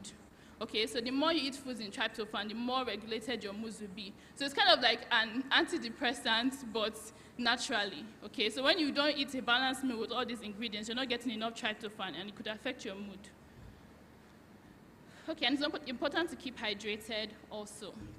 Okay, so the next is A, which is avoiding mood-altering substances. So making sure you're avoiding alcohol or drugs to cope. Okay, because these things, they might seem like they are helping in the moment, but they're just like Band-Aids that cover they're like a temporary solution to a big issue. Okay, and the longer we use it, the worse the long-term effects become. Okay, so if you know you're experiencing any issues, hardship, and you're finding it difficult to cope, instead of using these substances, it's good to seek help. Okay, so the next is S, which is sleep. So it's important to sleep to give us the opportunity to restore and reset. You know, like me, if I don't get enough sleep the night before and I have to wake up early, I feel horrible the entire day. Okay, so imagine not getting enough sleep for a whole week straight. Imagine how you're going to feel and how your mood is going to be. You know, so it's important to make sure you're getting enough sleep and, you know, putting in more effort to make sure you're getting a good night's rest. I know it's not possible every single day, but it's important to prioritize getting a good night's rest regularly. Okay, so next is exercise. So exercise boosts moods and increases our body image perceptions, okay? So it's important to get regular exercise. And exercise can be done by walking around your neighborhood, going to the gym, yoga, running, swimming. There are so many options. So finding which one works for you and which one you enjoy, and then putting in efforts to do them. Okay, so we've learned how to prevent emotional vulnerability, which is, you know, having mood disorders. Next, we're going to learn how to promote positive mental well-being. Okay, and the first way is by work-life balance. So what work-life balance means is by having a balance in your work life and in your personal life. Okay, whenever we have imbalances in this, it can cause great amount of stress that can lead to burnout. And what burnout is basically what I just described, when we have an imbalance in our work and our life, and we have great stress due to it. And burnout can cause severe or acute illnesses, both physical and mental. So it's very important to balance your work and your life and set boundaries to maintain a healthy balance. So if you're at home, your work day is over, and your coworker is calling you about a file, and you know that, oh, this file is not urgent or important, I can just do it tomorrow morning. It's better to leave that and then focus on your personal life, okay? So setting boundaries and saying no when necessary. And then next is physical activity. I already covered this in the previous slide about when I was talking about exercise. So like I said, it's important to incorporate regular exercise into your routine for both physical and your mental well-being. And then connection. So I always feel so much better whenever I spend time with my friends, my family, loved ones, partners. So it's important to continue nurturing and building these connections. You know, the more you stay in social isolation or withdrawal, the worse your mental well-being is. So trying as much as possible to continue nurturing those positive connections that you have in your life. And then self-care rituals, which is my favorite.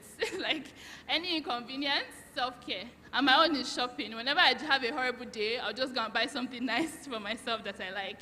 Okay, so finding what makes you happy, what helps you relax, and prioritize them recently. There are so many options. Getting your hair done, getting your nails done, going to the spa, getting a massage, you know, buying yourself flowers, creating a healthy meal plan, traveling. You know, there's so many things that people do for self-care. So find out what helps you relax and brings you joy, and then prioritize doing them regularly. Okay, and then me time. Okay, so make sure you're meditating on the positive, engaging with positive connections, and then create time for the things that add value to you. So for me, I'm also a graphic designer at the side, aside from being a clinical psychologist. So my me time is when I'm on my computer creating those designs, you know. That's what I do for me time. It really helps me relax and distress from the day. And then other things I like doing are watching TV shows alone. You know, whenever I just put my K-dramas, I enjoy watching them, and you know, those are things I enjoy doing by myself and alone. You know, other people might enjoy reading alone. You know, anything you enjoy doing in me time that helps you feel better, meditate on the positive, is important to do them. Okay, so I want us to do a group activity today, and it's just a way to distress anytime, wherever you are. It helps to relieve stress and tension. Okay, it's a deep breathing and mindfulness activity. Okay, so if everyone can close their eyes. Okay, so I want everyone to take a deep breath in through your nose to the count of 4, and then we're going to exhale through our mouths slowly, like you're blowing through a straw, to another count of 4. Okay, so everyone inhale, 1, 2, 3, 4. Now exhale slowly through your mouth, 1, 2, 3, 4. Inhale again, 1, 2, 3, 4. Now exhale slowly, 1, 2, 3, 4. Okay, so this is something that is designed to help you relax and relieve tension. And then now we're going to share a positive intention that we have for the day. So you can share it with your neighbor. So my positive intention is I look forward to going home and watching this new show with my partner. So you can share your positive intentions with each other.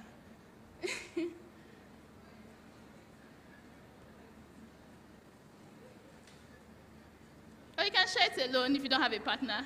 You can just tell yourself. So this activity, okay, let me give someone some time.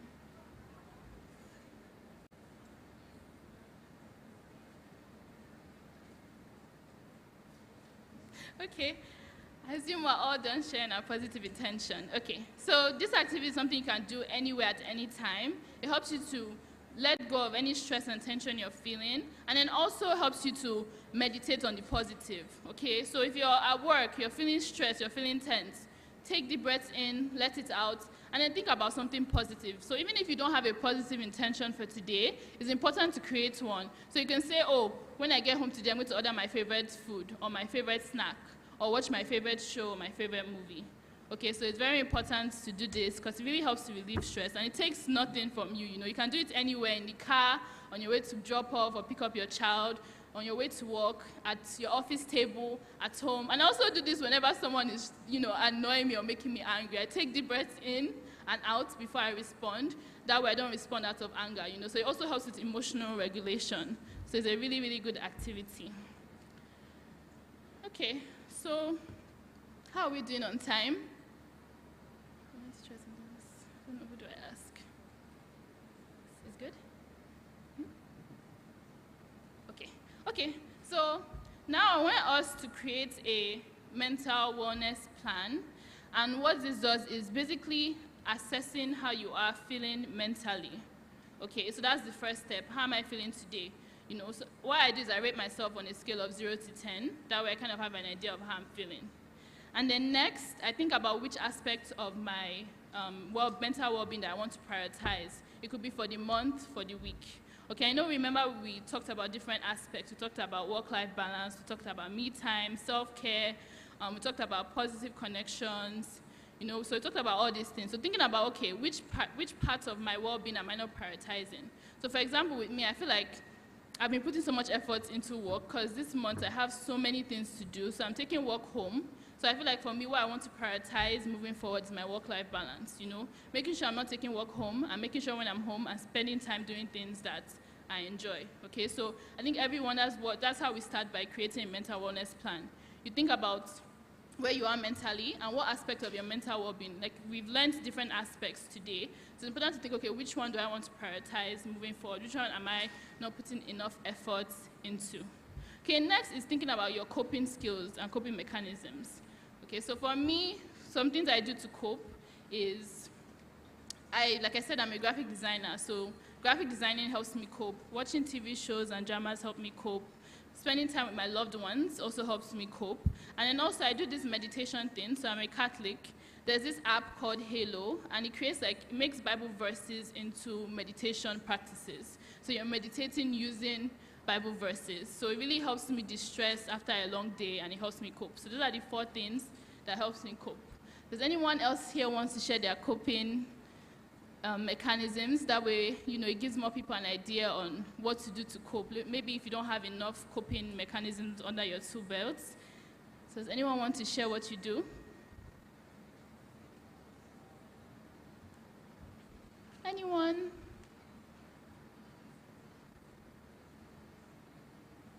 Okay, that's fine. So I'm just going to share other coping mechanisms or coping activities you can do, whenever you're stressed or whenever you feel like you don't have other things you're doing aside from, like I said, the mental load, so taking care of your family and taking care of your kids. So other things you can do is connecting with others. So you can make plans with your friends, talk to a friend you haven't spoken to in a while, make dinner plans. You can plan a dinner party. Anything that concerns connecting with others is important. And then exercising, okay? So, like I said, walking around your neighborhood, swimming, yoga, going to the gym, going for a run, tennis. There are so many different options on what you can do for exercise. And then expanding your mind, okay? So you can try mindfulness meditation, like we just learned one here today, a very easy one. You can start a new podcast, watch a TED Talk marathon, learn a new movie, read a new book, learn new music, okay? These are all ways you can expand your mind. And then self-care, I already said some, getting a massage, going to get your hair done, switching off getting plenty of sunlight, going to bed early, buying yourself flowers. And then another way is writing things down, okay? So if you're somebody that likes to write, you can start a journal, you can update your CV, you can start an expressive writing journal, send a handwritten note or letter to someone, okay? And then creativity. You can learn a new skill, start a new DIY project, make a scrapbook, paint or draw a picture. I know there are sip and paint places that you can go to, so that's a way to cope. And then learning something new, so learning a new language, an instrument, a new dish to cook, a new fact every day you can be reading. And then caring for others, okay? So volunteering at a charity, doing a random act of kindness, helping a friend watch their pets. There are so many options that you can do to care for others. And then plan for progress. So you can plan your next trip, create a bucket list, or set short and long-term goals for yourself. Okay, so these are all ways you can cope if you do not already have like a tool belt of coping skills. There are new things to try. Okay, so I'm reaching the end of my presentation. If you know you're struggling mentally or you're finding it difficult to seek professional help when needed. Okay, so like I said, I work with PsychAid, and we provide a numerous amount of mental health services. Okay, we provide individual, couples, and family counseling. Okay, so you can come to us, or if you have a mental health professional that you trust and you want to work with, you can do that also. So I'll be around if you want my contacts. Yes, for women, we can't even overemphasize how important it is. So I know that some people might have questions, so we'll take a few questions. I think I will start by opening the question floor. So I have a two-in-one question, but the first one, I think I heard someone say it in passing.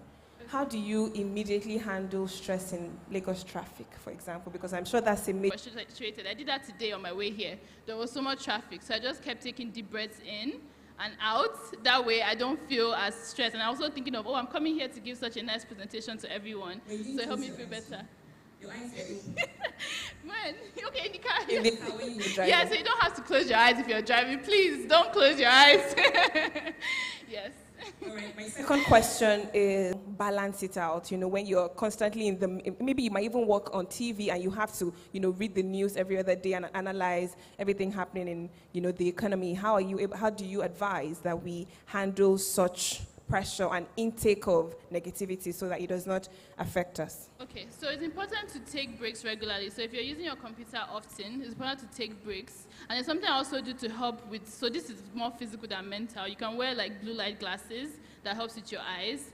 And then taking breaks often. So if you're on your computer screen for like an hour, you can say, okay, let me take a 10-minute break and then come back. And then other things that you can do is, like we discussed, learning, and we learned about like how to promote our well-being. So you can assess which parts of your life you feel like you're neglecting. So have you been self-isolating? So one thing that is common with people that work on the internet or work in like with their computers often, they usually work in isolation. So it's important to know where you are mentally, you know, assess yourself. We know ourselves best. You know what part is lacking. Maybe you're putting too much effort into work and you're neglecting your personal life. So you're not doing self-care. You're not spending time with family. You're not, you know, having me time or doing things that help you relax. Knowing that, okay, right now I'm feeling stressed and I'm feeling like I'm not, you know, where I should be mentally. So it's knowing that and prioritizing it. And if you're having difficulty or struggles with, you know, getting your mental well-being back on track, it's always important to seek help. And then you can guide you and help you determine what needs to be done. Thank you. I think that speaks more to our physical health, you know, taking occasional breaks, stretches, and walking. But when your work is like heavily reliant on social media, on the news, you know, how do you balance your mental wellness just so that, you know, the heavy intake of bad news has not, you know, eroded all the positivities in your head? So it's doing coping activities. In life, we're always going to face struggles and we're going to have difficulties. So it's knowing what helps you relax and what helps you distress, you know, having a toolbox of coping skills, trying something new. So like I said, how you promote your well-being is by engaging in all these things. Self-care, having enough me time, exercise, making sure your work and your life has balance, you know, prioritizing your own care in those instances. Thank you very much. Please give another round of applause. And I think we will be able to take just one question from the audience if we have any. Great. We have a hand here. Can we have a microphone to her?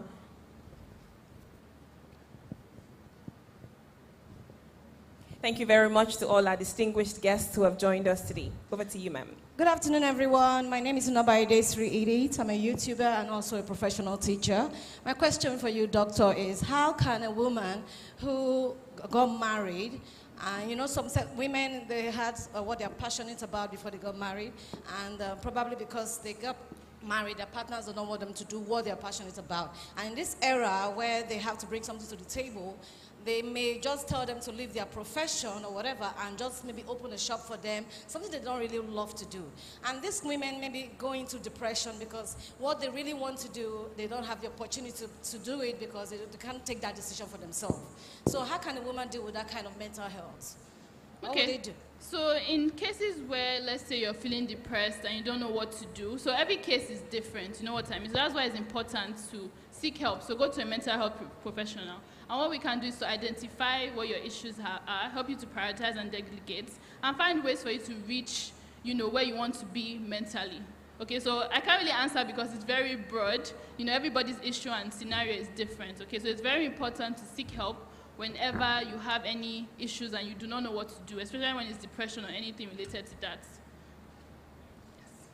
All right, thank you very much. I think additionally, you can maybe speak with her personally off the stage. I mean, on behalf of the person, it might not be you, I apologize. I mean, just to help the person get clarity. Or you can encourage the person to see a mental health professional. All right, thank you very much. I think that is all the question that is in the audience. All right, thank you very much, Dr. Ashley, for your time. A round of applause for her as she exits the stage now. Thank you for coming to share with us from your wealth of knowledge. We must prioritize our mental well-being. We cannot overemphasize that. For us as women, like, you know, we said earlier, we juggle a lot, a whole lot. We are natural nurturers. We think for other people, even when we do have our own burdens and our own stress and our own responsibilities, we're also catering to other people. Is she okay? Are they okay? So in the midst of all of those, whilst it's good to be a nurturer and a natural caregiver, we must also prioritize how we feel mentally, because we cannot give what we don't have, so that we don't burn out completely and then we are now stranded. So thank you again, Dr. Ashley, for re-emphasizing and reiterating the importance of taking care of our mental wellness and being in a good place mentally. Thank you so much. Now we have a few more things to do before we call it a day at this conference brought to you by Bank of Industry for International Women's Day for 2024. But just before then, we'll go on a quick break, but we're not leaving our seats. We'll have the final set of videos from happy customers that BOI has served and has given wings to fly. So we have the final set of videos, and of course, we'll be served light refreshment on our seats. I have something very special for you right after this break. We've brought you a very special artist who will be performing live on stage, so you don't want to miss that. And we'll wrap today up with a final conversation that speaks to funding for different growth stages of business. And I'm sure people want to listen to this because we definitely have entrepreneurs in the room who are interested in funding, because funding is a major part of any business, especially for us as female business owners. So we'll be talking to that before we wrap up today. So don't go anywhere. We'll take the final set of videos. Then we'll have light refreshments served to us on our table. The only place you should go is to your friend's table to take a picture, so you can post on social media using the hashtag BOIIWD 2024. BOIIWD 2024. So please make sure you make new friends, connect as we watch this video. Please listen and don't go anywhere. See you in a few minutes. I'm the managing director of OG Optimum Resources. We're into livestock feed production, and we're also into feed milling. Bank of Industry came at the right time. Well, we had already lost hope. They gave us the fund we needed. Not physical fund. We told them where the raw materials were, and then they paid for the raw materials for us, and its products were delivered to us, and that really gave us a huge leap. What we've done here really is to ensure that the women are they're not discouraged by the number of hours that we're putting. They're not discouraged by the difficulties in the work environment. They've all developed that can-do spirit, more or less. And so most of them are always very eager to come to work. My name is Chief Mrs. Adebimpe Giwa. I'm the Group Managing Director of Triple G & Co. PLC. Triple G is a secured printing company known by so many people because it's spread over 4 decades now. Triple G is 42 years old. The impact of BOI has been transformative for Triple G. I actually took over the helm of Triple G in 2018 after I lost my husband. And from 2018 to this day, it's been a big leap. It was only successful, the kind of turnover we have now, the kind of leap we've recorded, because of the support of BOI. BOI has been very collaborative and supportive. My ideal actually is to cut gender barrier. So I think what this means to me is that women should be allowed to be more participatory in running businesses, in politics, because if you look at it, the zeal that a woman has is different from the zeal that a man has. In our overall staff strength, you see that the balance is there. There's no field. There was one time that we had a woman engineer. She was actually running the machine. So we give that opportunity for women to be inclusive in all.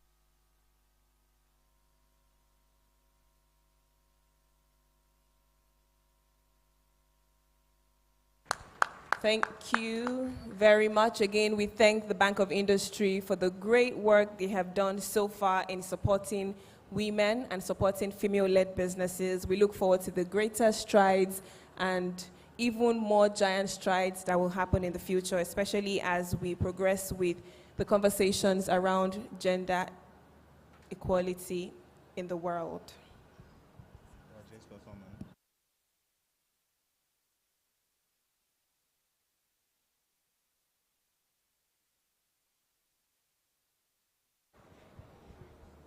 Please remember to post on social media using the hashtag BOIIWD2024 when you make your social media post.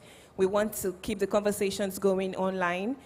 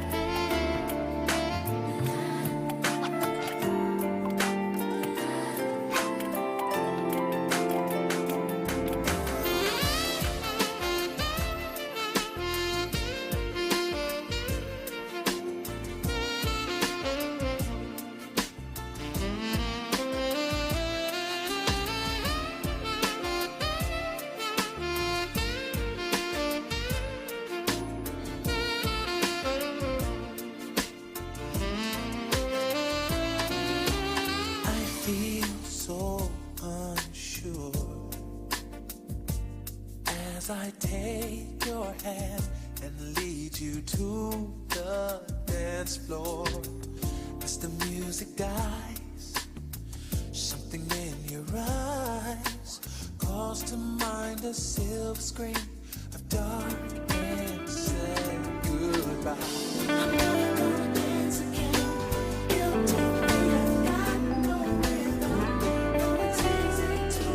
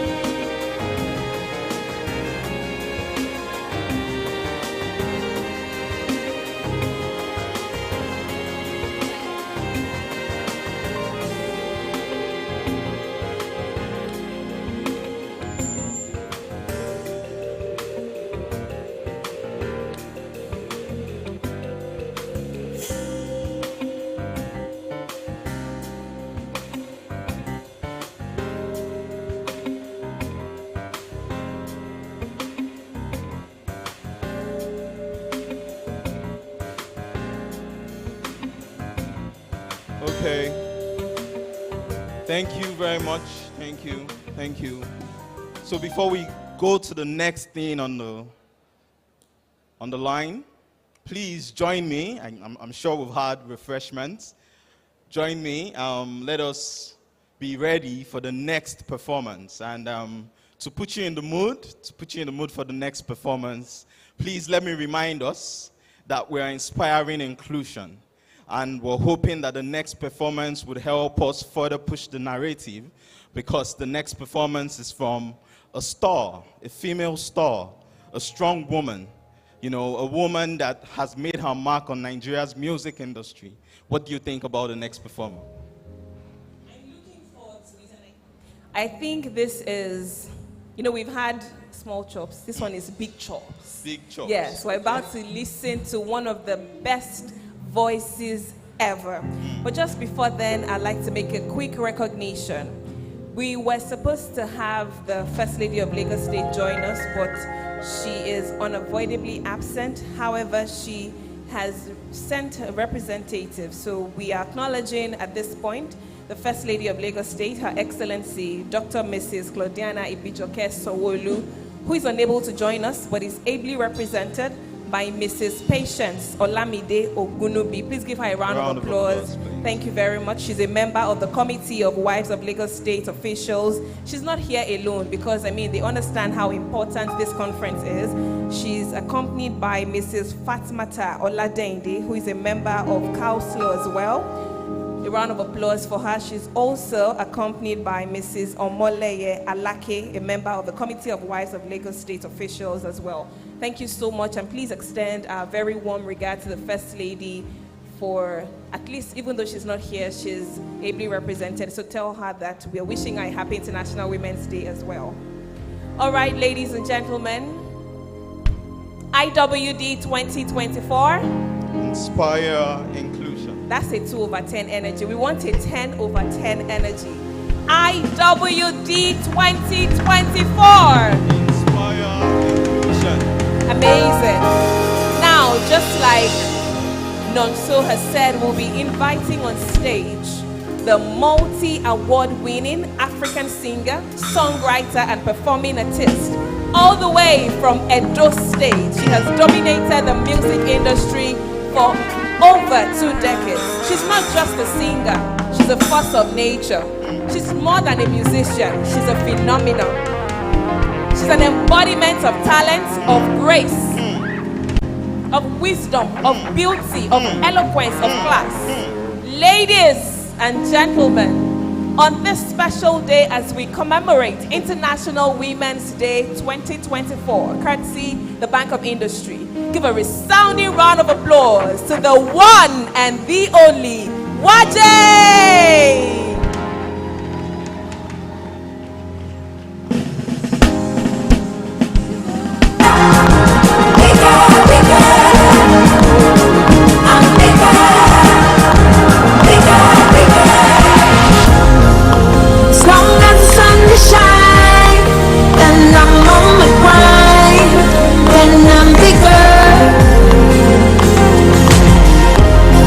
Even when the rain will come, you still got to grow and be bigger.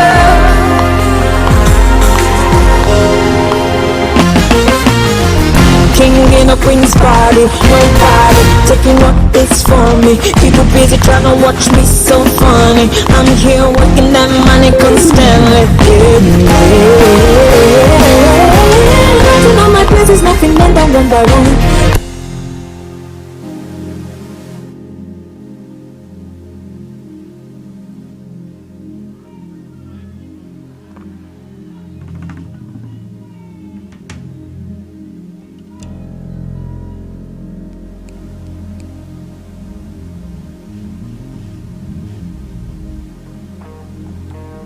Hi, can you hear me now? Are you excited to be here? It's such an honor to be meeting each and every one of you, and I'm so grateful that I'm here, and I hope that this small segments that we're about to do would inspire you. So are you ready? Let's go.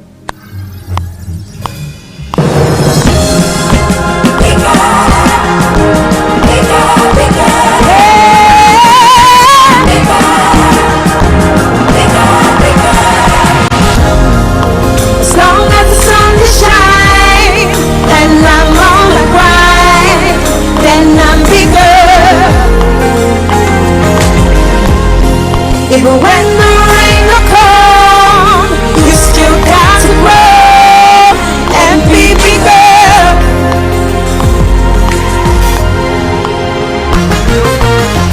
King in a queen's body, nobody taking what is from me. People busy trying to watch me so funny. I'm here working that money constantly. My business, nothing make them one by one. Doing what I need to send the need to stop the wrong run. Ooh, na na na, do that thing now, na na. Don't waste no time, just find your vibe. It's time to stop your love.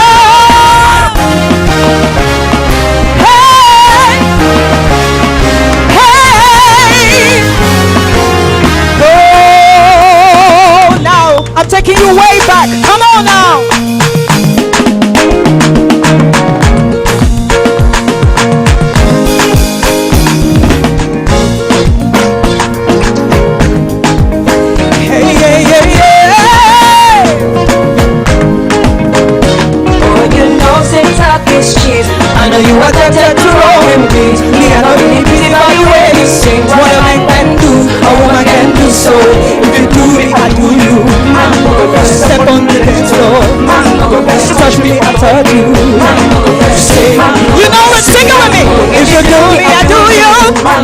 Step on the dance floor. If you give it to me, all my ladies, hey, that's what they do. So make you give it to me, that's what they do. So make you give it to me some more. That's what they do.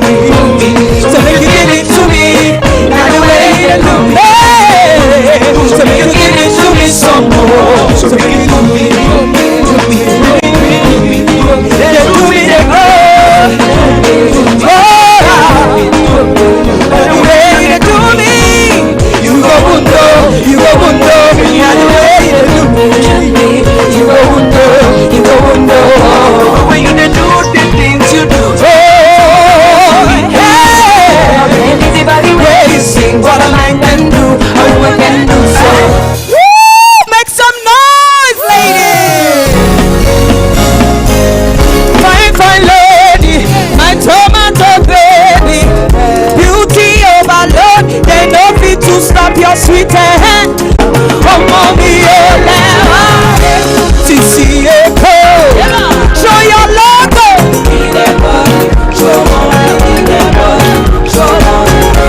Sisi Eko, show your logo. No one can stop your shine, oh.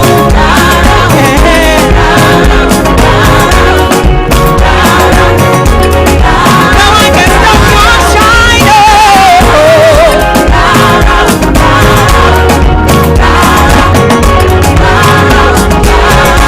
Lady, nobody can stop you, baby. Nobody can tell you, baby. Whether you're fat or slim, I'm not saying you'll be better begin. And I go give you your respect, oh. 'Cause I love you, die. I love you, die. Sisi Eko, show your logo. Oh, no one can stop your shine, oh. Shine, oh. No one can stop your shine, oh.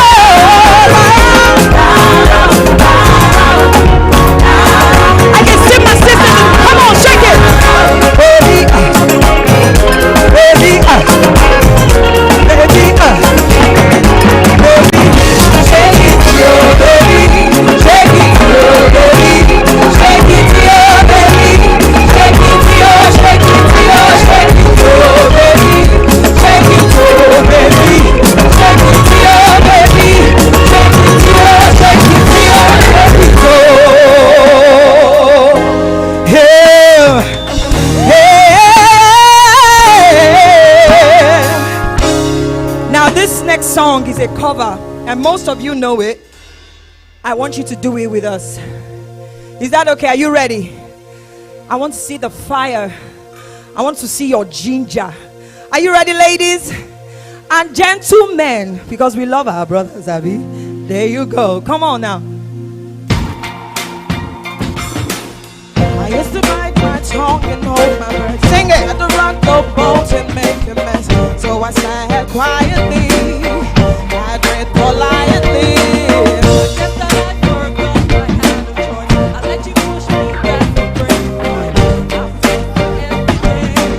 Sing it, baby.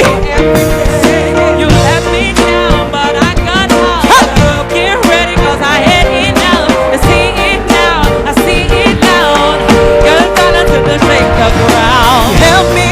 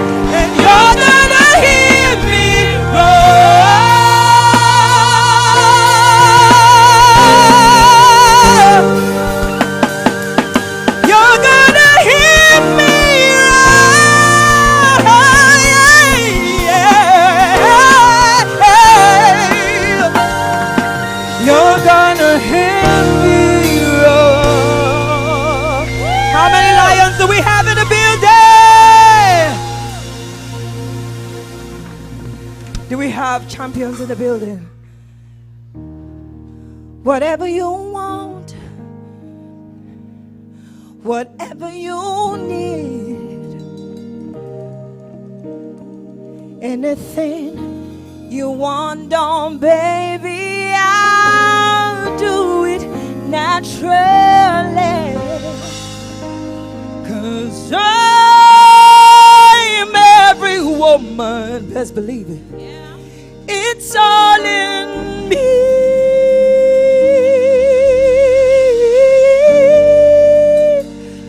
It's all in me.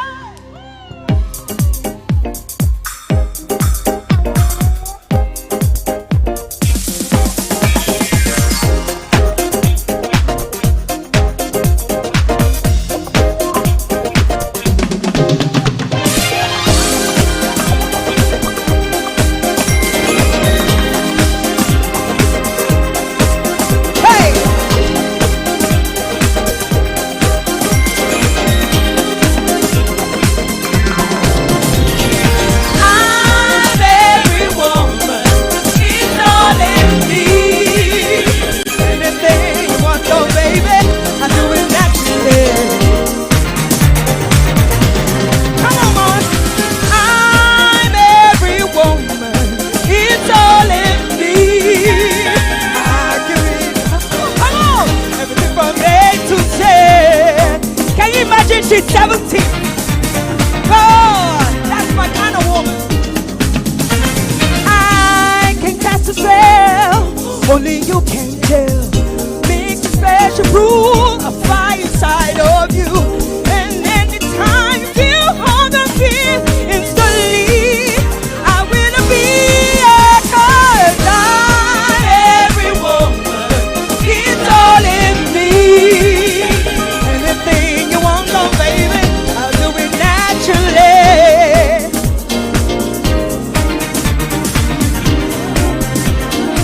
I'm every woman. It's all in me. I can read your mind right now. Everything from A to Z. Come on, bring down the music a little bit. Bring down the music. So we're gonna do. Keep playing it. Come on, keep playing. Hey, yeah, yeah. We're gonna do something. Where are the women in the building? Where are the women in the building? Very easy. I want you to do this. I'm every woman. I'm every woman. I'm every woman. I'm every woman. Come on, sing it. I'm every woman. Sing it. I'm every woman. I'm every woman. One more time. I'm every woman. All the ladies, come on. I'm every woman. Yeah, you sure look like one. I'm every woman. You look like a superwoman. I'm every woman. Hey, yeah. All the women in the house say, I'm every woman. All the women in the house say, I'm every woman. I'm every woman. I'm every woman. It's all in me. Anything you want done, baby, I'll do it naturally.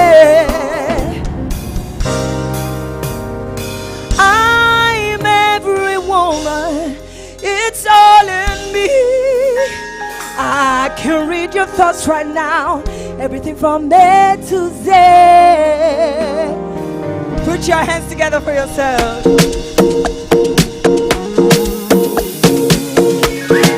Hey, don't be afraid to dance here. You can come and join me. Come on. You can come and join me. It's our day. Come on now. Will you let me turn your frown upside down? Oh, I know that you're ready. Yeah. Let me hold you down.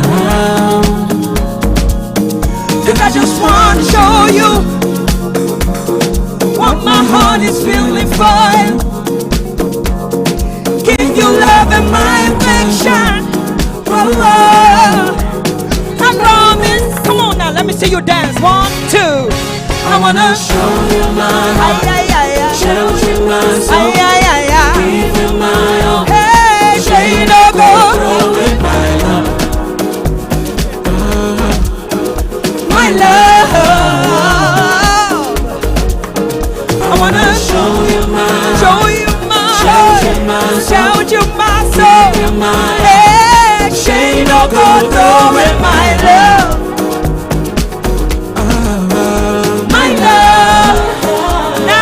Dedicating this to you. You know that I miss ya.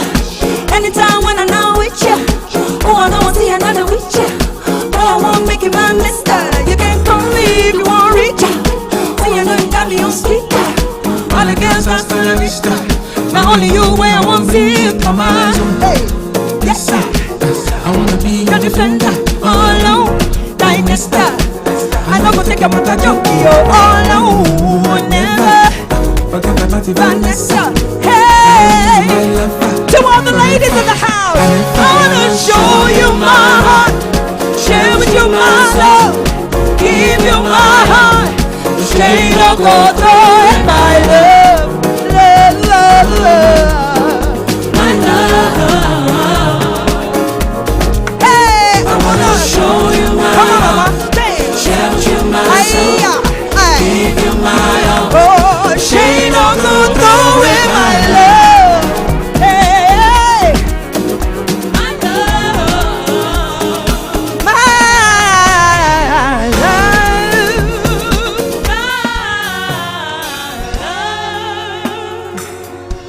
love. Gospel. Can you see that my big aunties want to dance? Look, just ladies and gentlemen, take a look at this beautiful woman right here. And my auntie over there, my big auntie, she's 70. Come on now. That's the kind of testimony we want to hear about women. Living strong, you know, inspiring young people. Make some noise for the ladies in the house. They're healthy. They're teaching us what the new woman should be about. It's not just about our looks and our clothes, but inside we radiate a light that is contagious. And everywhere we go, we include other women with that light. Can you just say, where's your camera? Cameraman, see beauty. Hello, mama. 94, 84, make some noise. 84. No, now. See, mama, this next song is for you. Give them, dance, enjoy. Are you ready? Band. 84. My goodness, you look too good. Are you ready, ladies and gentlemen? 1, 2, 1, 2, 3, go.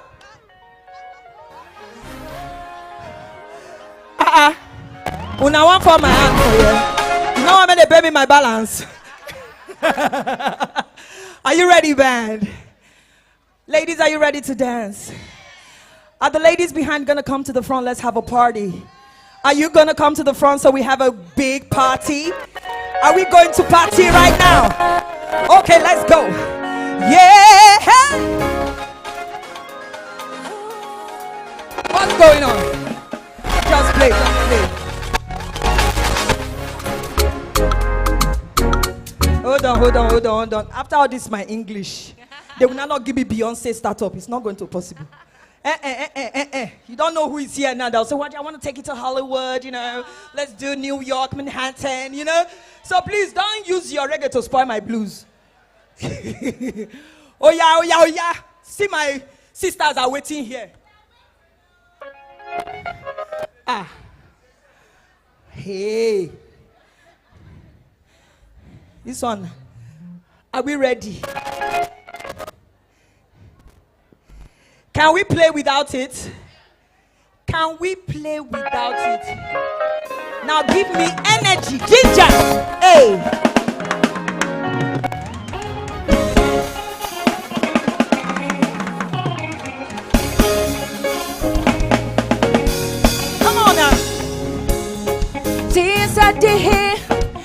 body they sweet me. The love where you give me, they make me go low. I'll make this promise, you will never leave me. The love where you give me past silver. Baby, I don't go lie. No, I'm not feeling no other guy. See, as your loving, they make me feel. Me, I will love you endlessly. Oh, baby, I don't go lie. No, I'm not feeling no other guy. See, as your loving, they make me feel. Me, I will love you endlessly.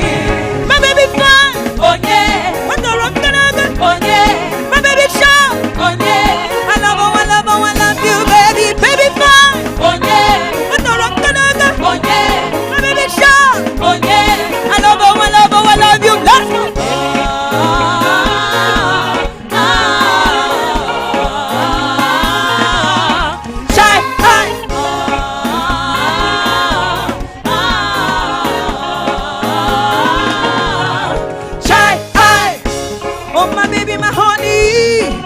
To spend money, I'm willing to follow you home. Cause the way you do me, my body's feeling. I'm willing, my baby, please stay.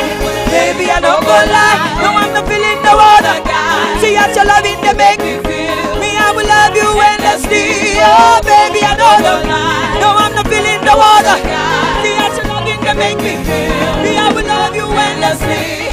My baby, oh yeah, I'm the rock and oh yeah, my baby show. Oh yeah, and I love you. Oh yeah, I'm the rock and oh yeah, my baby fine. Auntie me, dance for me, dance here for me.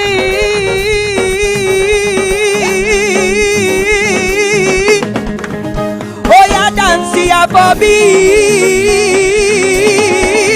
Keep going, man, keep going, man, keep going. Hey. Oh yeah, dance here for me. Come on, dance for me.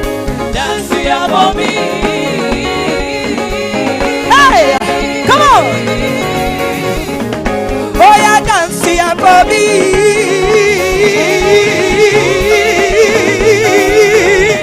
Dance for me. Dance here for me.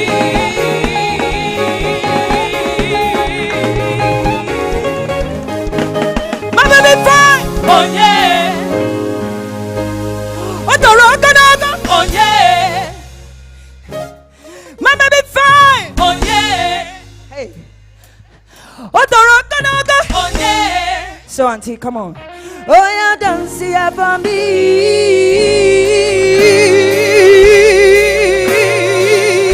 Bang. Oh yeah, dance here for me. Oh yeah, dance here for me. Come on, let me see you go.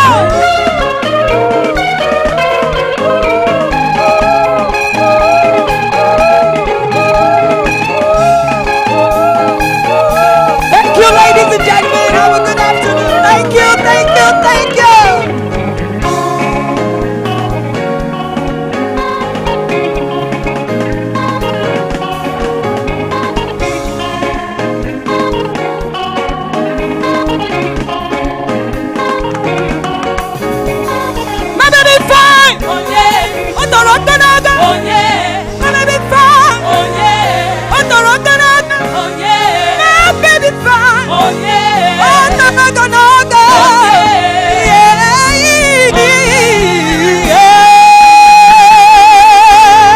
Thank you. You've been a beautiful audience. Thank you.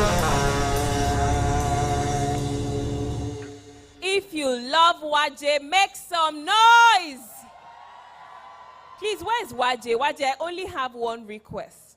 We want you to please sing to the Naira. The Naira has to rise. When the Naira hears your voice, it will rise. Please give Waje another round of applause. Thank you. Thank you very much. Are we having a good time? No, that's not the energy I was expecting. Let's do it again. Are we having a good time? I think only the people to my right are having a good time. Let's do it again just to clear the benefit of doubt. Check this side. Are we having a good time? No, I'm sorry. Thank you. You know what? Everyone to my right, don't say a word. Are we having a good time? Finally, now everyone, are we having a good time? Thank you very much. BOIIWD 2024 is the hashtag. And when I say IWD 2024, you say Inspire Inclusion. IWD 2024. Inspire Inclusion. Amazing. Now, just before we introduce our final speaker for today, I'd like us to just reaffirm ourselves as women, because sometimes we may forget our value. But when we reaffirm ourselves, we are sure and we are certain, and we just know and we feel on top of the world. So you would say after me, I am gorgeous, I am talented, I am special, I am amazing, I am beautiful, I am exceptional, I am one in a million, millions. I am all-round exceptional. Can I have exceptional women give themselves a round of applause? Thank you very much. Now we have our final conversation for today, and it speaks to something very critical. It's meant to be the funding for different growth stages of business. Okay, so while we note that funding for different growth stages in business is important, that very talk would be available online, as we encourage you to post your hashtags, join virtually, and get the full information online. Oh well, at this point I would like to note that we're not left out as men, and so permit me this time to recognize and bring to the stage an exceptional man. Please around, you can continue. Help me recognize our ED Corporate Services, Mr. Hussein F. Young, for the vote of thanks. Sir, you are exceptional. I would support you if you understand. Sir, we believe in you. You are our he for she for today. Please give me a round of applause. He's been there cheering us on all day, and I think it's been a truly. Your delegates are over there rooting for you. Thank you so much. Thank you. And thank you for coming to join this conversation on inspiring inclusion. Hi,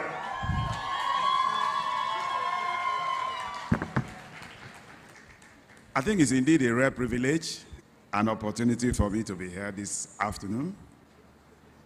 In the hall, I think apart from the gentleman behind me, I think we as men, we are intimidated today. But we will not give up. So ladies and gentlemen, I want to welcome you once again on behalf of the Managing Director, ably represented by the Executive Director of Micro Enterprises, Madam Mabel Ndagi, the representative of the Lagos State First Lady, the special guest, and all the glamorous women in this hall. Please, can you give yourself a round of applause? I'm also privileged to have the most wonderful woman in my life too in this hall.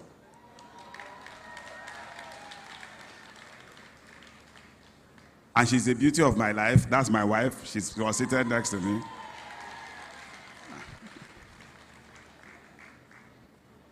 So ladies and gentlemen, we are here for 2024 International Women's Day, and the theme is Inspiring Inclusion. I know last year we've been talking about diversity. And what's diversity? Is bringing women to the table where we can have the discussion. Let them have the seat. We are moving further, now talking about inclusion. And inclusion is giving you the voice. And when you have the voice must be heard. So we should be talking about belonging, not just being on the seat, not just hearing, but your voice should be heard. So I hope and I look forward to when, like they said, that comes sometime, maybe next year, in all spheres, all positions in this country, the women should be having 70%.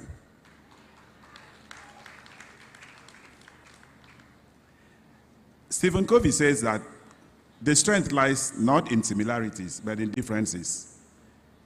And that is what we are talking about at this year's theme. So ladies and gentlemen, I want to thank all of us. And we were greatly inspired by the performance of Waje. I know she has left. I know we're all moved, and some were a bit shy to dance. I saw some on the dance floor. I don't know why we were shy this afternoon. So I want to thank everybody that has made this event a success, the planning committee, the hotel, everybody, the photographers, and let me also use the opportunity to appreciate our MCs. Please, can we give them a round of applause? So thank you so much, and we look forward to seeing you next year. God bless. Thank you very much. Please give our Executive Director a round of applause. Thank you so much. Now, something interesting is going to happen. Yes, we have taken the vote of thanks, but I have also said that there is a very crucial conversation that must happen, because I do recognize that we have a lot of female entrepreneurs in the room, and funding for our business is very, very vital. We appreciate our speaker who has been in the room for the past couple of hours, just waiting to dish knowledge to everyone here. She's going to share from her very invaluable wealth of experience and knowledge today, and we're looking forward to that conversation. We just made a tweak in the program, and we apologize for doing that. We took the vote of thanks before this final conversation, and we will get right into this final one, because again, just like with everything with Bank of Industry, it gets better and better. So we've had the first conversation, speaking to sustainability in fashion. We've also looked at mental wellness for women. Now this ties it all together, and this will be the cherry on top of this drink that we've had all day. So ladies and gentlemen, please permit me to introduce our next speaker, who is our final speaker for today, and by no means the least speaker. She's the founder and CEO of Real Fruit, a shining example of entrepreneurial success in Nigeria. She was listed by Forbes among Africa's most promising entrepreneurs in 2015, and Real Fruit won an international Women in Business competition in the Netherlands. In March 2023, she was named among the 15 African female founders you should know in 2023 by African Folder. Today, she will enlighten us on the crucial topic of funding for different growth stages of business. Please join me with a resounding applause as we now make welcome the award-winning Ms. Affiong Williams, founder and CEO of Real Fruit. A round of applause for her, please. We're truly delighted and honored by your presence. We look forward to tapping from your wealth of experience. Thank you for joining us today, and thank you for doing the honors of closing the ceremony with your special presentation. Over to you, ma'am. Good afternoon. Good afternoon, ladies, and the one gentleman I see in the room. Happy International Women's Day. I think we all deserve to give ourselves a round of applause once again. I must say I'm not entirely disappointed by the tweak in the program, because I was stressing about how I was going to come on after Waje performed. I'm not that entertaining, and I knew that the atmosphere is very, very alive. So thank you very much for setting the pace.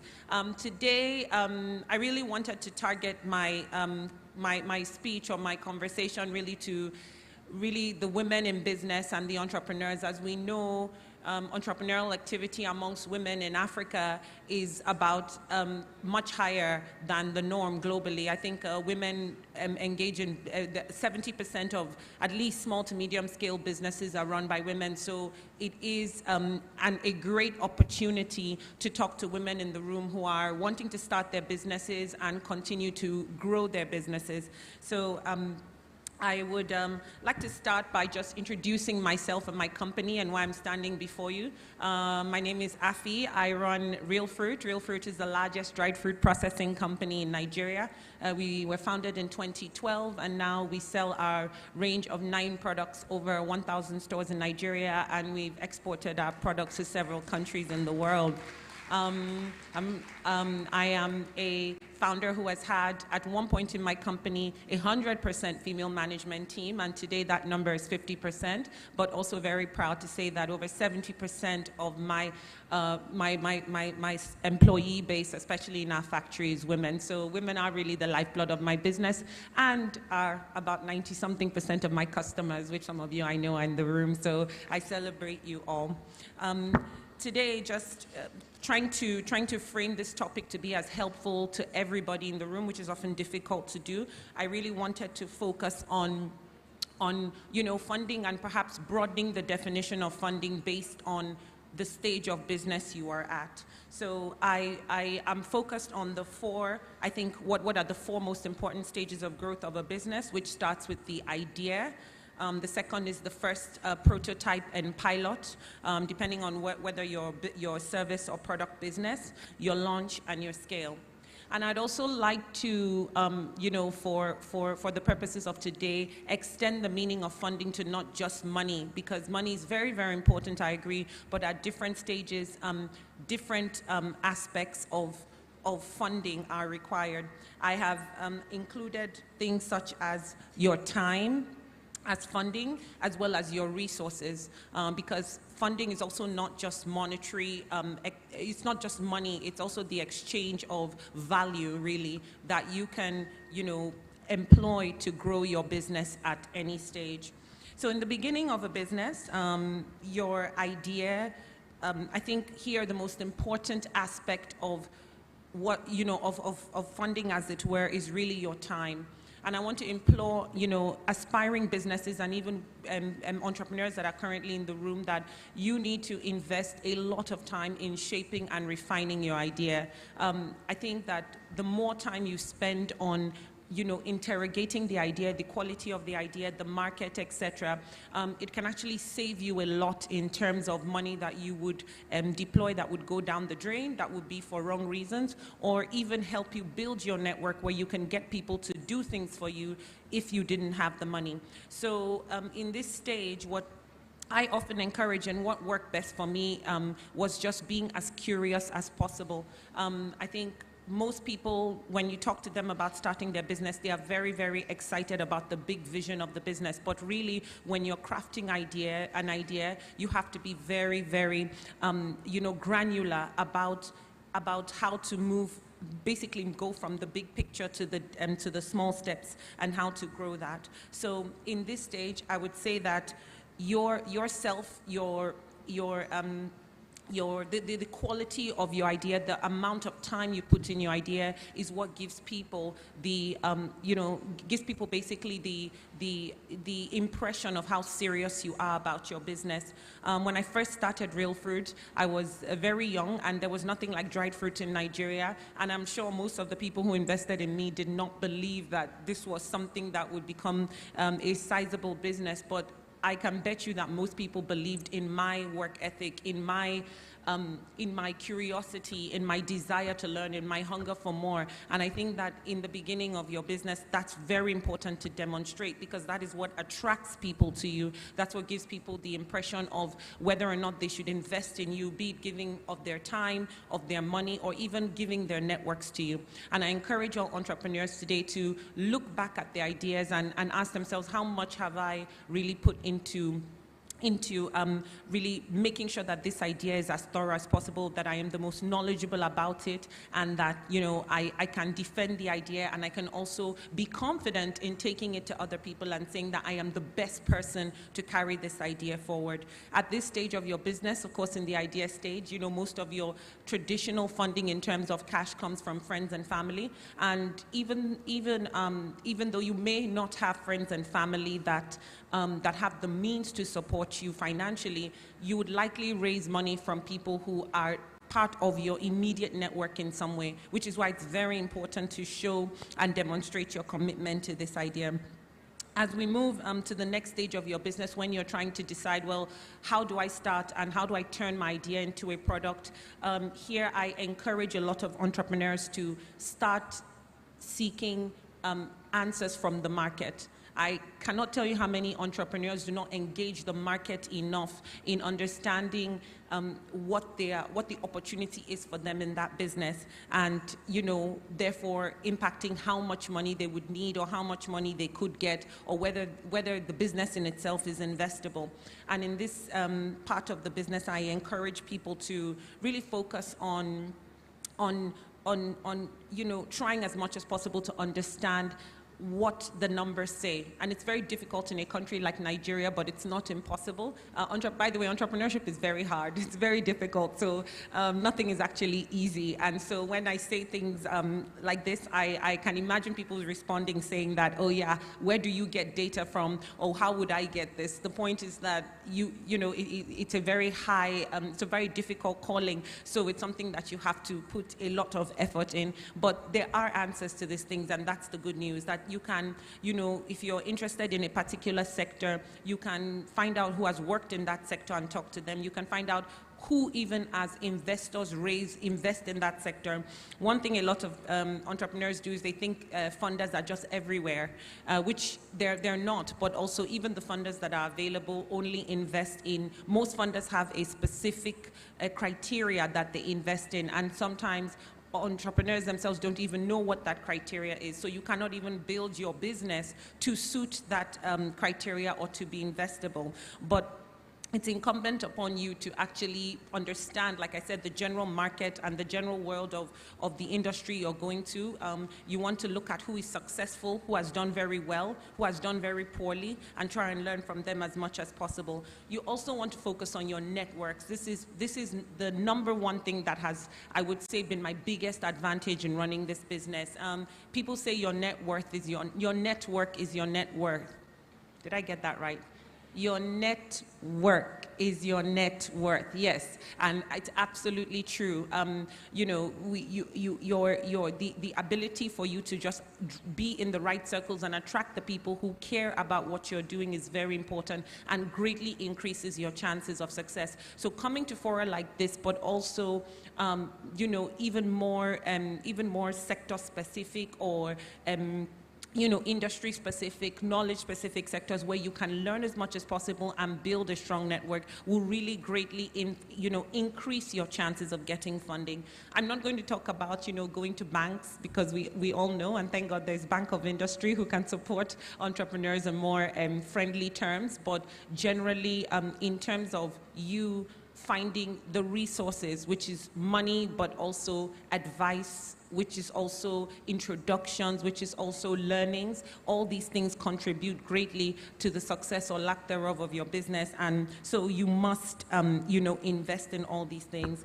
The other thing is not waiting to be perfect. So I believe that, when you're looking to scale your business, because you must have a product or a service that has some demonstrated track record for people to want to invest in. And, you have to be able to show that there is some success that can be replicated with funding. And I think that, it's wise to, like I said, look at the market, but also go in and see how you can differentiate yourself, be it on price, on value, on something that others, not just others are not doing, but even if something people are doing, you can do better. And a lot of this also, of course, is required of you to be able to, get your product out into the market and see what the response is and take feedback.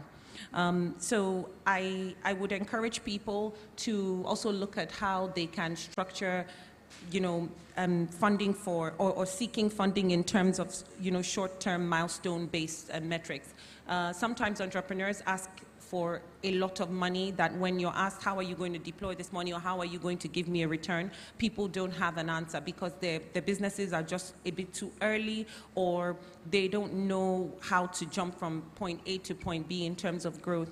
And it's important for you to break down and understand your business from the perspective of, if I put 1 million naira in my business, where is it going to get me? Sometimes we just get money and we allocate it without a plan, and that's very, very that's very risky, because if you put it in something that cannot show a turnover or some sort of metric that moves the business forward, then it's like you did not put it at all, and it doesn't move you to the next level to get further funding. So I encourage entrepreneurs to look at how they can go to people and approach investors with the idea that if I get this amount, these are the results I'm going to give. This worked very well for me. I will share some of my own history raising money. It took me actually 9 years before I raised institutional funding. And funny enough, the amount of money I grew the business on in the first 9 years. I raised double by year 9. So basically what I'm saying is that I was sweating I was really bootstrapping the business for 9 years before I was able to raise significant investment. But what was successful for me was that I was able to go to investors, approach my networks and say, I have proven this much, and if you give me this amount, no matter how small, I will give you this return. And that forces you to really think about where you're going to deploy the money, and it forces you to think about what matters to grow the business forward. And so this is one opportunity for, I think, a lot of small businesses, especially in this time where, of course, the macroeconomic situation of Nigeria is up and down. You want to be able to give potential investors or investors the idea that you have a plan for where you're going and you can deliver on what you've done. I also think that a lot of entrepreneurs do not realize when it is when they need funding, they have to have been working for years in advance before they get the money. People think that you're going to just either go out into the market and you share your business plan and you give your everything they ask for and you're going to get money. But I actually believe that raising funding is a very, very it's a mix of an art and a science and very relationship based. So actually, may I ask a question? How many of us are seeking funding for our businesses here? Oh, not. Okay, quite a few people. And how many of you know any kind of investors that have invested in your sector? Do you guys know? Okay, so not so many, and I think that that's kind of what I'm trying to illustrate, that you need to build the networks with the people who care about your sector and be talking to them and working with them, and showing them that you are the right person to invest in, so that they'll take a chance on your business when the time comes, and keep them abreast of what you're doing. Again, this speaks back to how you have to look at funding and not just seeking money, but also investing of yourself, investing in growing your networks, and basically putting your business instead to raise funding. I would say that one thing, I don't want to generalize about all women, but one thing that that was a problem for me in the beginning of my business was that I couldn't really ask people for things. I felt like if I've not, called you and asked you how your mom is and how your sisters are doing, I can't just, ask for something. And I think this is actually very common with women, that we don't really, we're not comfortable with transactional kind of relationships.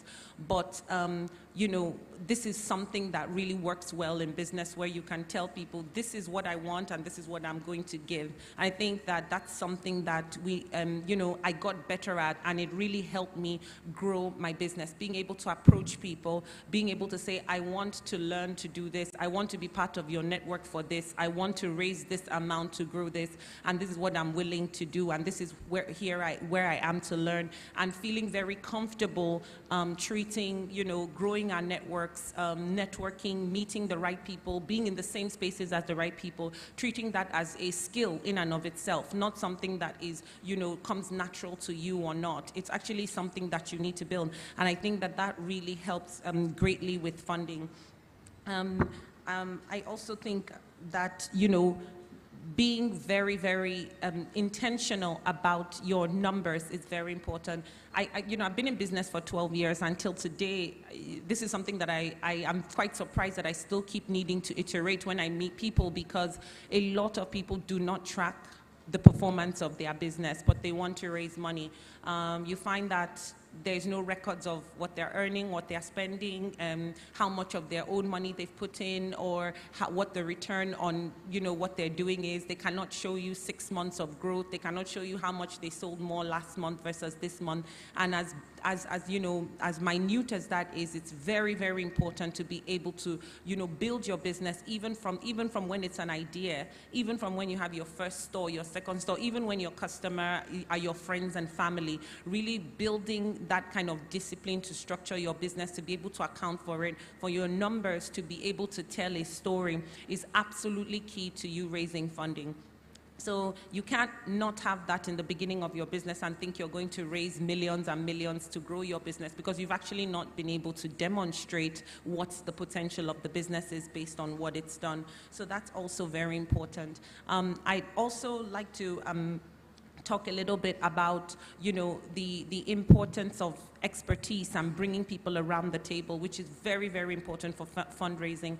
Most entrepreneurs are not really good with, we're mainly generalists, but not like experts in accounting. Some may be, but it's very unlikely that you have all the skills to be able to help you, put your books in order, put your financial model in order, structure your business, etc. And this is where, being able to attract the right people, and some may say, oh, I don't have the money to do that, but you don't necessarily always have to, expend money to get those services. Again, if you have a mentor, somebody in business who is more experienced and has taken a liking to you, the likelihood of them sharing their networks to help you grow and bring these skills to your business is very, very high. And thus another way that you can actually put yourself in good stead for funding.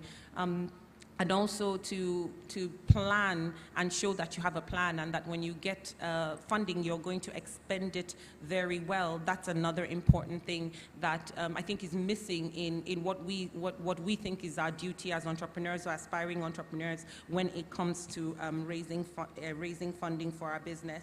I'm not going to go on for too long because I believe that some of you may have questions, and I'll be very, very glad to answer. But all in all, just to reiterate my points, I'd implore all of us today to really look at the exercise of raising funding for our businesses as not just looking for money.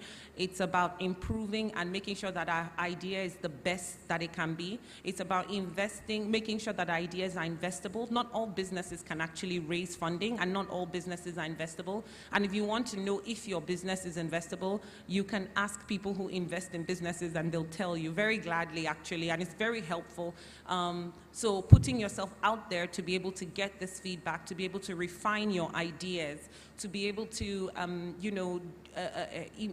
learn from others' mistakes, get ahead of what the market is doing, and get the resources you need to help you compete better. All of that have nothing to do with money, but they greatly increase your chances of funding. And dare I say, they are very, very important to you being successful in raising funding.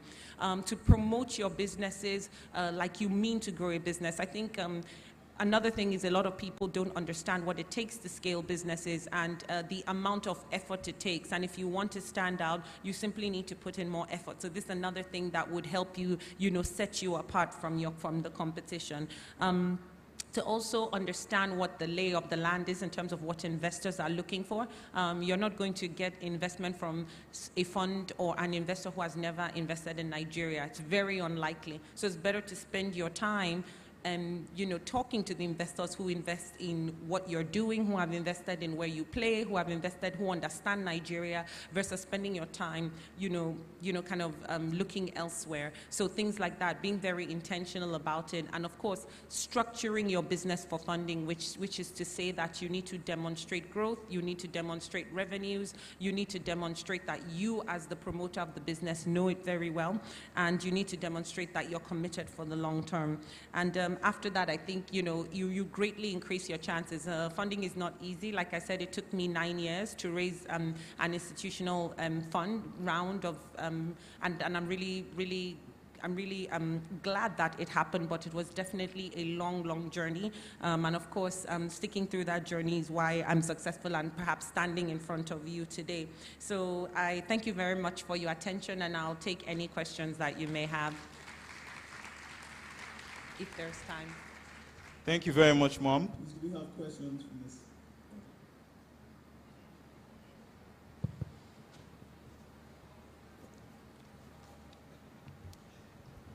I'd like to, first of all, acknowledge the organizers for picking this young lady. They're telling us, can we give them a big hand of applause?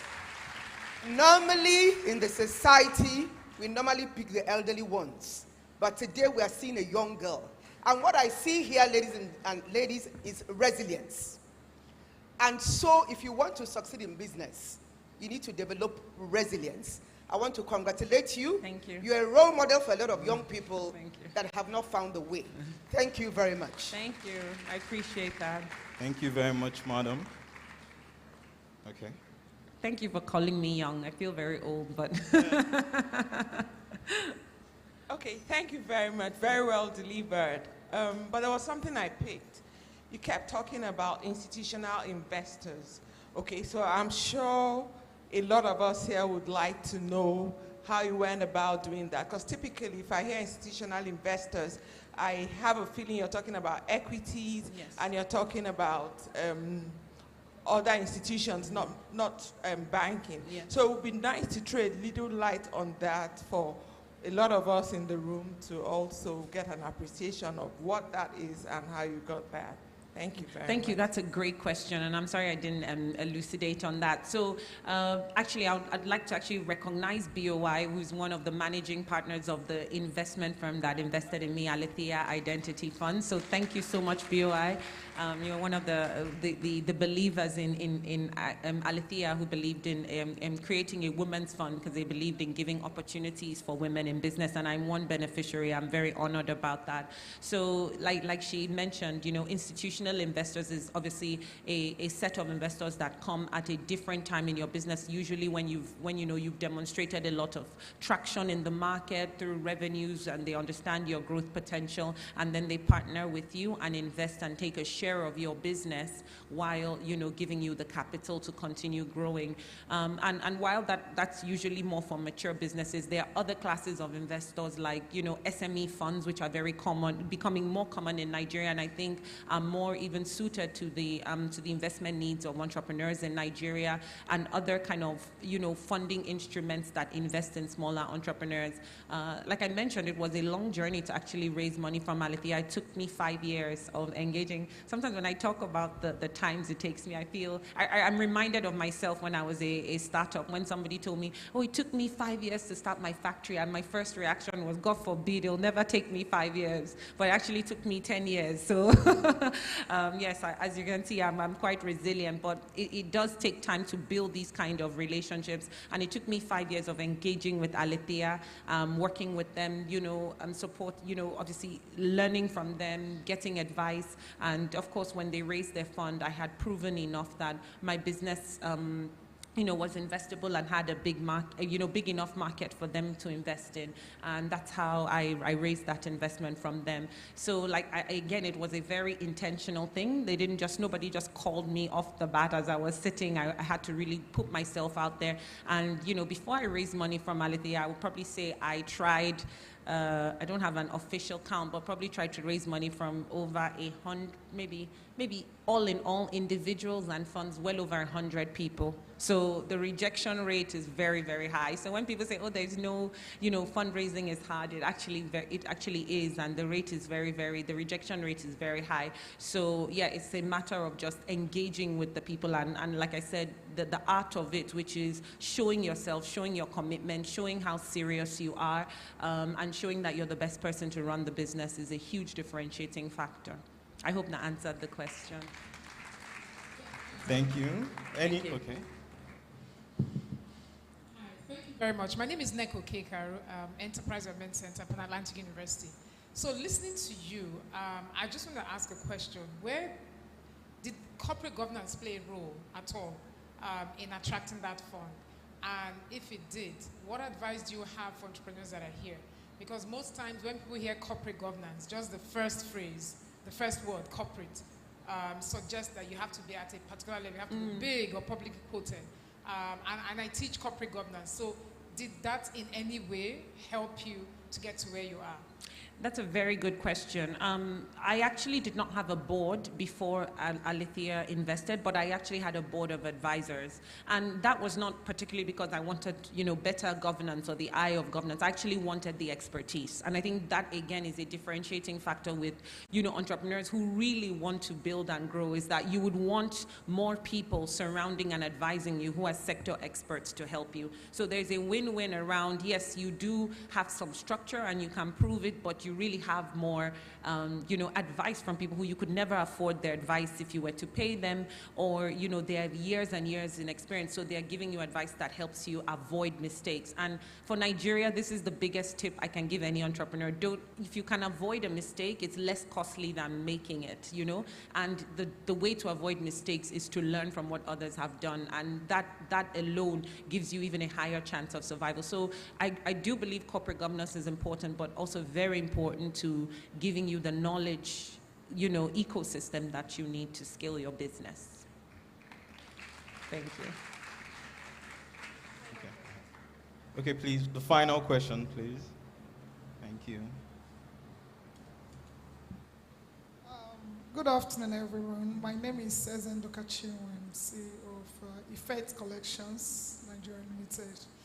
I'm very sure that you pulling through your business, it wasn't just you. You have workers. Sometimes we have this dream of where you want to go, and then you're not opportune to have people that work with you have the same dream as you have. How do you manage it? Because as you are employing, the person is just coming to take away, not to build. So how do we manage workers or some people that can go the mile that you want to go? Thank you. That's a great question. I don't think I have an easy answer, but in terms of, incentivizing workers, yes, sometimes it's very difficult to get people to believe in your vision, but they're most likely to do it when they see your example. So if you are leading that, like you are putting your all in the business, you find that you probably have more people who believe in you for that, or want to support you because they see what you're doing. At the same time, that doesn't cover everything, but when you have people who are coming in and, not particularly vested, but maybe are looking for opportunities to take take from you, you have to kind of implement systems and processes. And that's another thing that, of course, entrepreneurs find very difficult, because you're doing a lot of things and you're trying to move at 100 miles an hour. But, if you don't stop to kind of place systems and checks that keep people, kind of, ring-fenced a bit about what they can do and can't do, then you tend to have that risk kind of become a bigger bottleneck in the business. But it's difficult to get people, but it's not impossible. I think that there are also people who are looking to work with people they believe in and looking to do meaningful work, and those people exist. They're not easy to find, but I think once you find a way of attracting one, you'll probably be able to see what about your business or idea is exciting to people, what they like about it, and if you market that and push that, they're more likely to join for that reason. Thank you very much. Please, a round of applause for our speaker. Thank you. I think it's safe to say that we saved the best for the last. Please give her another round of applause. This has been truly insightful, but please remain on stage. We'd like to take a group photograph. Okay, so at this point, we would like to call on our ED Micro Enterprises Directorate, Ms. Mabel Ndagi, to please join us on stage for the group photo. I would like to call on our ED Corporate Services, Mr. Efyong, to please join us on stage. I would like to call on the other speakers that have delivered talks today to please join us on stage if they are still around. Okay. Okay, then the representative of the Lagos State, First Lady, yes, Mrs. Olamide Ogunubi, please, you can also join us on stage. Thank you very much. Thank you. A round of applause, please, as they join us on stage. Thank you so much, Ms. Afyong Williams, for that powerful conversation. We enjoyed the session, and I think that is our final conversation for today. But just to make a few announcements as we wrap this all up, we have a lot of exhibitors to the end of this room. So if you check the cordoned off area, we have the lounge where you would have lunch after we officially close this conference.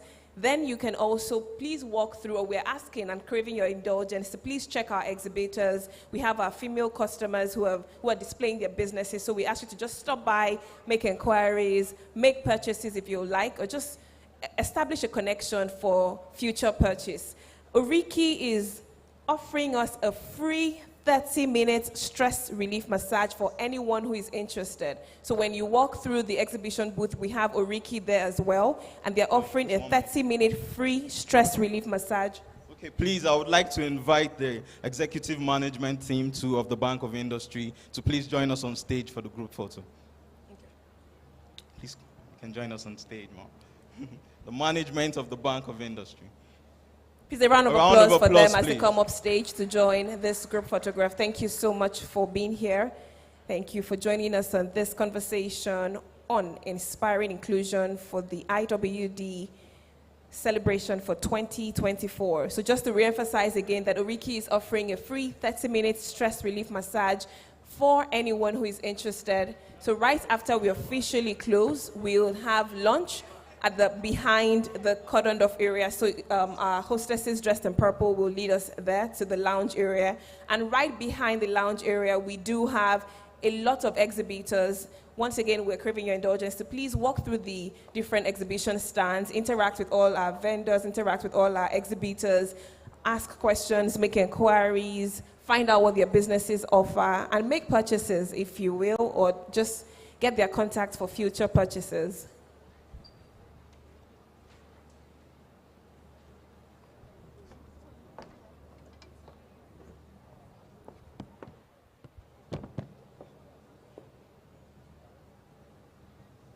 I think we can take one with the pose.